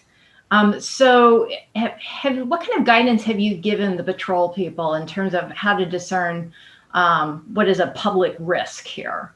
It's not hitting people, right? We all agree that hitting somebody is definitely a public risk, but there's variants of that. So that's an excellent question, and we're still working on that. So matter of fact, even we've had some internal discussions, and I don't know that we've come down to an exact definition that we're all happy with. So just a sort of matter of fact, last week as I was going to all the briefings, was to sort of lay this concept out. Let me start with this easy one, if you will, to say, okay, here's a continuum. Everybody kind of understands this, and now we're going to move, I guess, to the more difficult ones. I will tell you that it is my intention that there shouldn't be tons and tons of these, because that's going to be obvious. The next question is it, well, okay, so of the ones that were outside of the traffic zones, what are those numbers like? And, and what were those for? Those should be extremely small numbers. I don't know exactly what that might be. I will tell you that what was it, Melissa? I think we make 8 to 12 stops roughly a day, or we have. I will tell you that, so if we stop 3,600 people in the US, that's 300 in a month. For instance, in COVID back in March, I think we went from 300 normally to like 30 stops in the entire month. I would expect this to drop. This should be for significant traffic safety behavior issues. And to the point that in my opinion, there better be a traffic ticket assigned. We're not going to do this and then give a warning that these should be significant. And I don't know that I have a solid definition just yet, Mary Alice, for you. So your plan is to roll this out at the beginning of 2021, is that correct? Yes. So in the next 6 weeks, 7 weeks, somewhere around there? Correct. Charisse. So how are you going to determine where you're going to be putting officers to, patrol particular bad stop, accident prone places? So what I can do is I take all of the accidents that we have in the city and I plot them on the map. And so similarly to that heat map that we did before, I can do that with accidents. And then I can do that again with personal injury accidents. And then I can flag just little street segments that have a high, when we did this, I did an example map and I've got like 15 segments that have 70% of all of our accidents. Because it's on highly trafficked areas, it's on, 5 points and, some of the ones that you would expect. And so those will be the stop zones then that officers will be able to run traffic or make stops in those zones. Well, and I ask because I know as it was sometime last year when I was having an issue watching people just basically run the stop signs at Kohler and Fairview and Linview and Fairview. I mean, people just wouldn't even hardly stop. And myself, because it seems to be like a low lit area, and I had talked to Brian about this. It's like I would drive in that area to take my mom to get her hair done and to go get her meds. And it seemed like every time it wasn't a route that I took frequently, but practically it seemed every time there, I would witness someone running the stop signs there. And so I believe Bryant did put someone there just to slow that down. And there's been a couple of times in the dark where I've almost hit people because they just walk, and I don't see them and it's come very close to that kind of issue. So if a citizen calls and says, for example, like I did, it says, we're having problems with people running these stop signs, would that be also a reason for you to specify where police will be located? The short answer is no. Okay. That's the short answer, because that's what we're trying to control for. So we've had some of these internal discussions, and we've already warned the mayor that, because Charisse, it's not just you, but I've gotten emails from others on the council who Yeah. have said, hey, or citizens who said, hey, I've got something that, can you help I me? did it because so many people came to me and said, you know what? Nobody's stopping it. It wasn't just me, but it's like, yeah, I've noticed Sure. that. So that's why. I think some of this speaks to, we've talked about different ways that we might have to be a little more creative and be smarter about how we do certain things. So whether there are something, even like if we think maybe perhaps people aren't seeing it, or there's a lighting, or is there an environmental factor? Can we bring public works in, or whomever that might be able to say, hey, can you help us with this? There's an issue. The presence of a squad car makes everybody's foot come off the gas pedal. I've been doing this 26 and a half years. My foot comes off the gas pedal to this day. So there's just by presence, we can have an impact. The City of Urbana, the Public Works Department, has a speed trailer, and we work with them to try to get it dispatched to certain areas. So if we have a particular issue on, hey, there's speeding in this area, sometimes people don't realize what's happening even. And so we put the speed trailer out, and it might sit there for a week or two. So I think there's some other ways that we can try and address some of these concerns without simply making traffic stops, right, and then writing warnings or tickets. Okay. Okay, Bill Brown and then Bill Colbrook. Yeah, thanks. I think this is a great discussion. I think especially that last point Sharice made. Part of the Vision Zero strategy is the data informed locations of traffic enforcement and things like that. But also part of it is anticipating potential crash locations that you don't really have the data on yet. And you can anticipate those by citizen complaints, close calls, and the type of things that Sharice and the chief were talking about. So I appreciate that a lot, that's being taken into consideration, and there are alternatives to dealing with that, because a little bit of enforcement isn't going to cut it probably. Even, if, for an example, speeding on Cottage Grove, you can enforce it for a while, but once you stop enforcing it, it'll start up again. So there really needs to be some strategy there to slow traffic that doesn't involve enforcement. And I'm sure other places are like that too. So I'm encouraged by this whole plan. I think it's the right direction. Hopefully officers can differentiate that type of situational awareness where, somebody may make a minor infraction because they have good visibility and they can see, nobody's coming, versus somebody just blowing through a stop sign without even making an attempt to slow or something. And maybe one example you could give them is, if you're riding your bike, you kind of do that anyway, and hope you don't get the ticket, because it's a lot more effort to stop and start on a bike than it is in a car. So you tend to slow. And if you have good vision in all directions, you just go on through. And in Urbana, half the time, the people at the stop signs, even if they're waiting there and you're waiting for them to go, they'll wave you on through anyway. But, I think just kind of common sense approach, hopefully people will get it. But I definitely think this is the right direction and should help alleviate some of the disparity. Bill, I think you're right. I think the stop signs is a if you ever need something to do, somebody go watch a stop sign for a while. Very rarely is there a complete cessation of movement at a stop sign. So back 20 years ago, if I was running traffic, you could really watch a stop sign and you'd get sort of a flavor of, okay, what is exactly at what point am I going to stop somebody? It's just similar to like speeding tickets. We don't want the officer stopping and writing tickets for 33 and a 30. And so, a similar sort of analysis applies with a stop sign even. So yes, I understand. So Bill Colbrook, you had a question. Yes, this is for Melissa.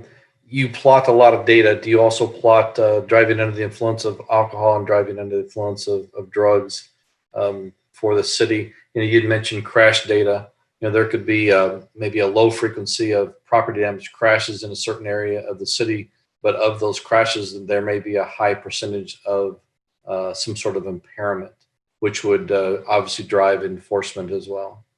So it's lower than you would expect. DUIs, so DUIs resulting from a traffic stop where somebody is moving and we stop them for an infraction. And all of last year there were 21.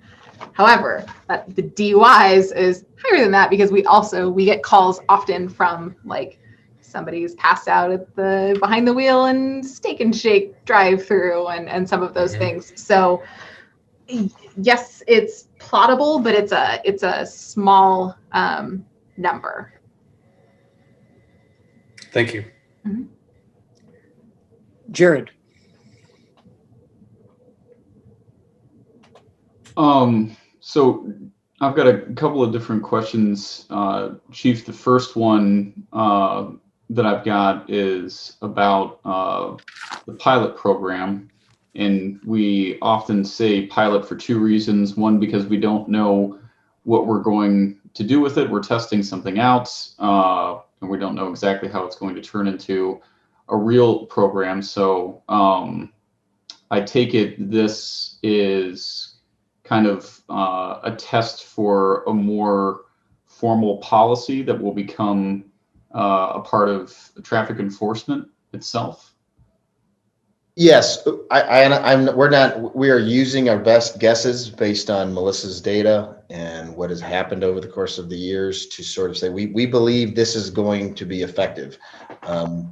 We may have to tweak some things. We may want to add some other things. So at this point, that's sort of why I wanted to say, hey, it's a pilot. It's brand new. Let's see how this goes. And then we can adjust along the way. So that being said, what portion in the pilot phase do you perceive that this program will take up of traffic enforcement duties that officers have while on patrol? I'm sorry, could you ask your question again, please, Jerry?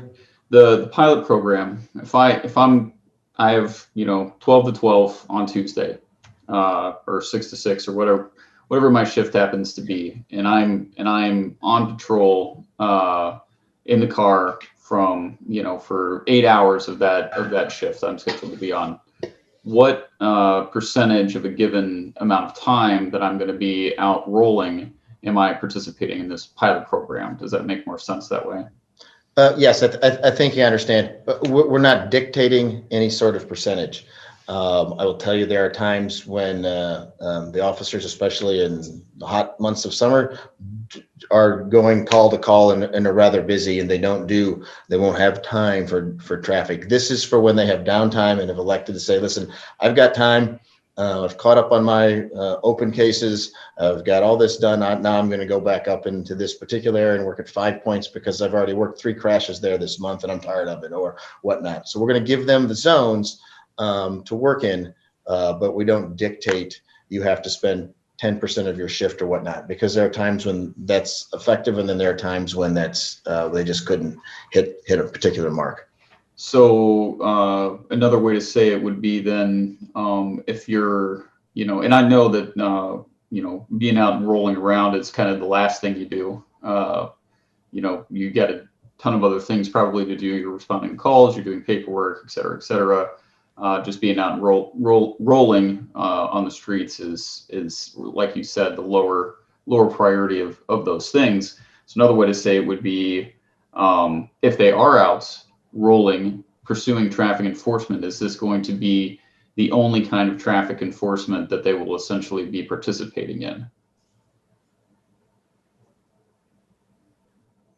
If I'm understanding your question correctly, the answer is yes. This is where if they're doing traffic enforcement in these zones, this is where they will do it.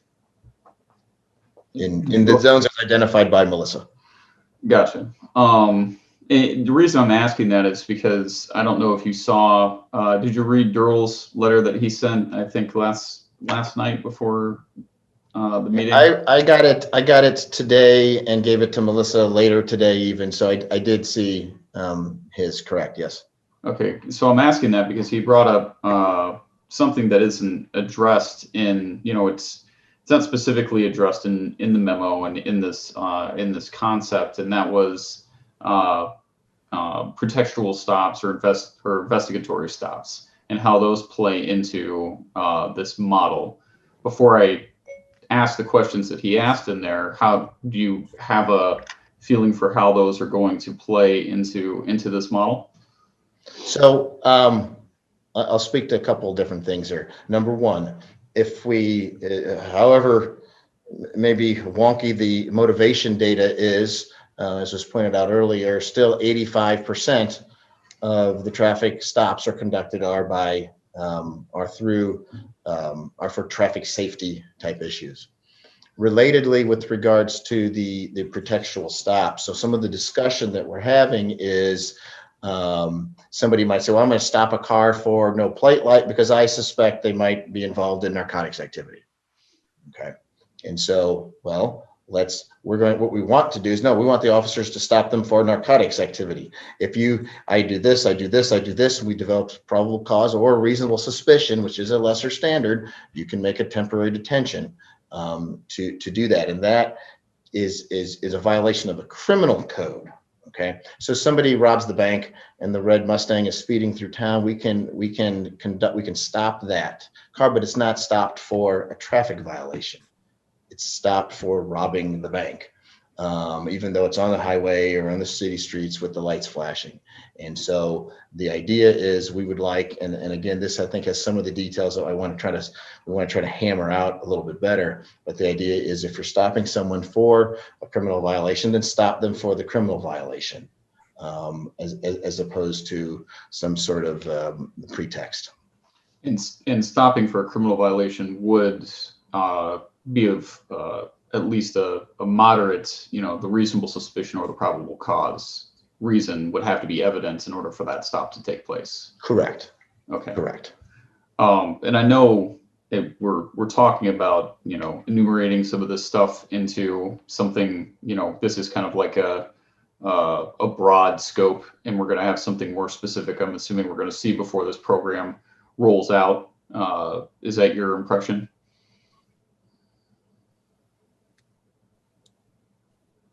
With regards to the specificity, I don't think that I'd gotten far enough along to determine whether or not what was going to go before the council. We discussed even like an FAQs kind of thing, that even with the officers, hey, this is what we are planning. So I hadn't gotten that far yet.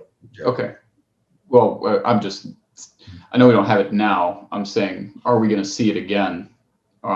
Can we see it again before it goes live, if you will?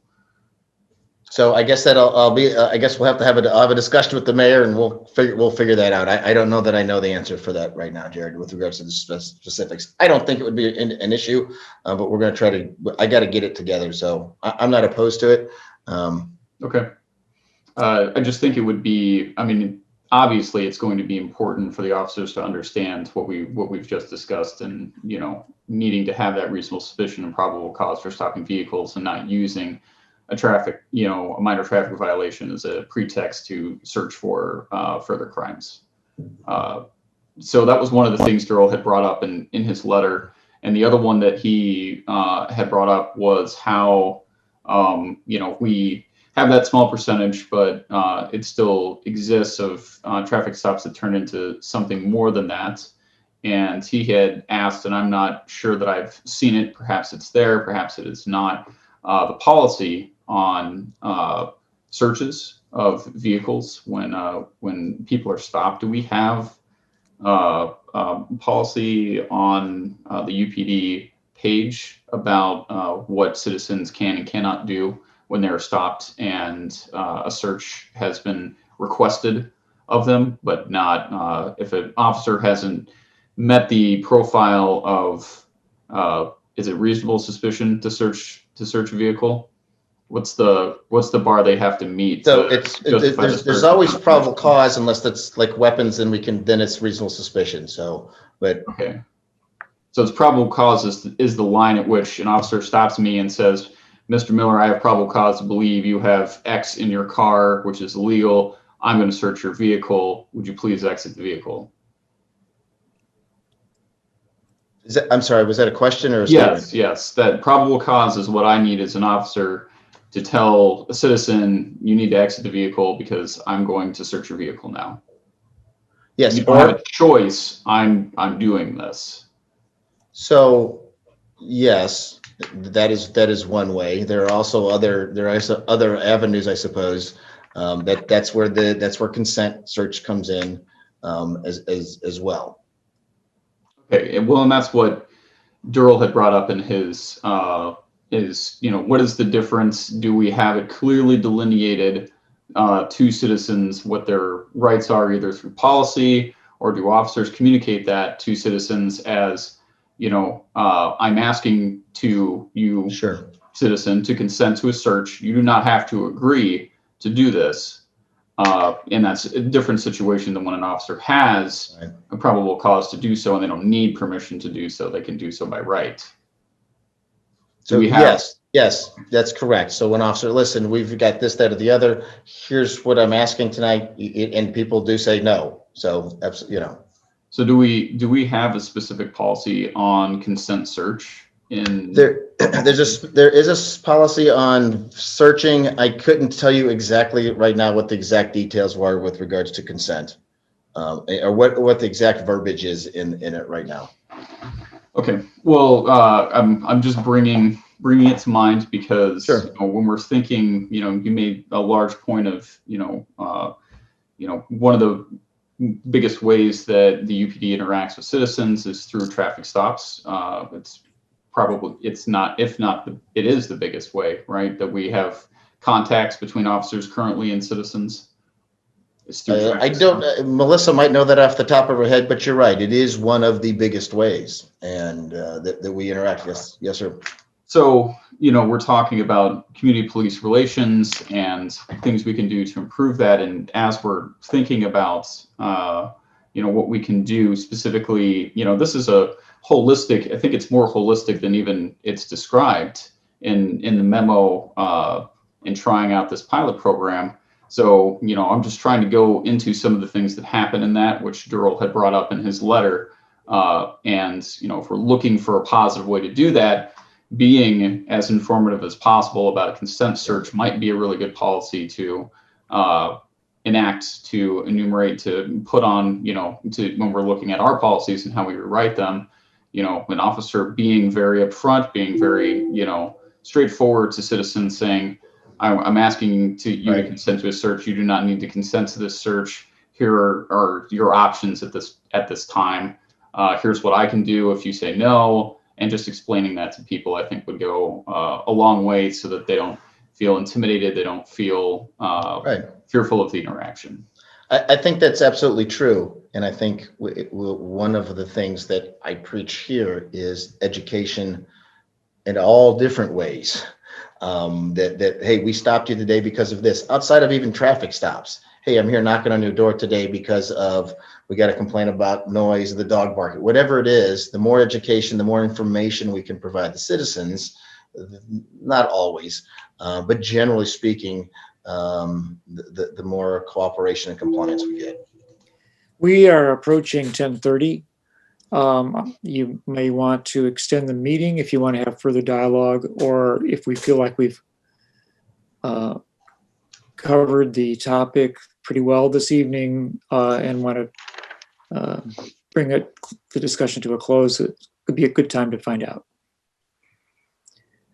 That was the extent of my comments. I had just about gotten through it, so there are others, then we'll need to extend. Thanks. Okay, yeah, so it was pretty excellent discussion, totally, really. Yeah, Diane Marlin. I'm happy to bring this to a close. I would encourage the public to read Chief Serafin's memo. It's brief, but it is going to be a radically different approach to traffic stops. And we've talked a lot about addressing systemic racism in our communities, and what we've seen in traffic stops and looking at them through a different lens is that our system of making stops was itself racially biased, because It was based on location of stops and largely linked to areas where there were high calls of service. So if you're going to change systemic racism, you change the system, you change what you're doing. And that's what this proposal is. It also shifts the focus from questioning individual officers' motivation. And that's where a lot of the focus was, is why are these stops being made? You know, what's the reasoning behind it? To the true, much of the true reasoning behind the disparity ratio, and that is the location of the stops itself. So this is an example of really getting at the system that's creating the racial disparity. And that's why I'm confident this is going to make an enormous difference in these numbers. So I also want to acknowledge that this was officer driven, it was officer generated, and I want to thank, we didn't actually mention the officers involved who worked on this plan, and I think they deserve credit for doing this. Okay, I guess that's my cue. And you have 3 minutes to do that. I'll be fast. Deputy Chief Searles was involved in this, as was I was, and Melissa. But we had Officer Sarah Links, Sergeant Corey Coker, Detective Rich Coleman, and Officer Seth King. So this was this small group that kind of had multiple meetings, and I don't know if we ever met for fewer than 2 hours. So, you know, thank you to them. They put a lot of thought into this, a lot of work, and then it is going to it's going to make a difference. I'm really confident. Thank you. I think on that high note, we can thank everybody for participating. Good discussions tonight. And with that, I'll call this meeting adjourned. Good night, everybody. Bye. Good night. Thank you.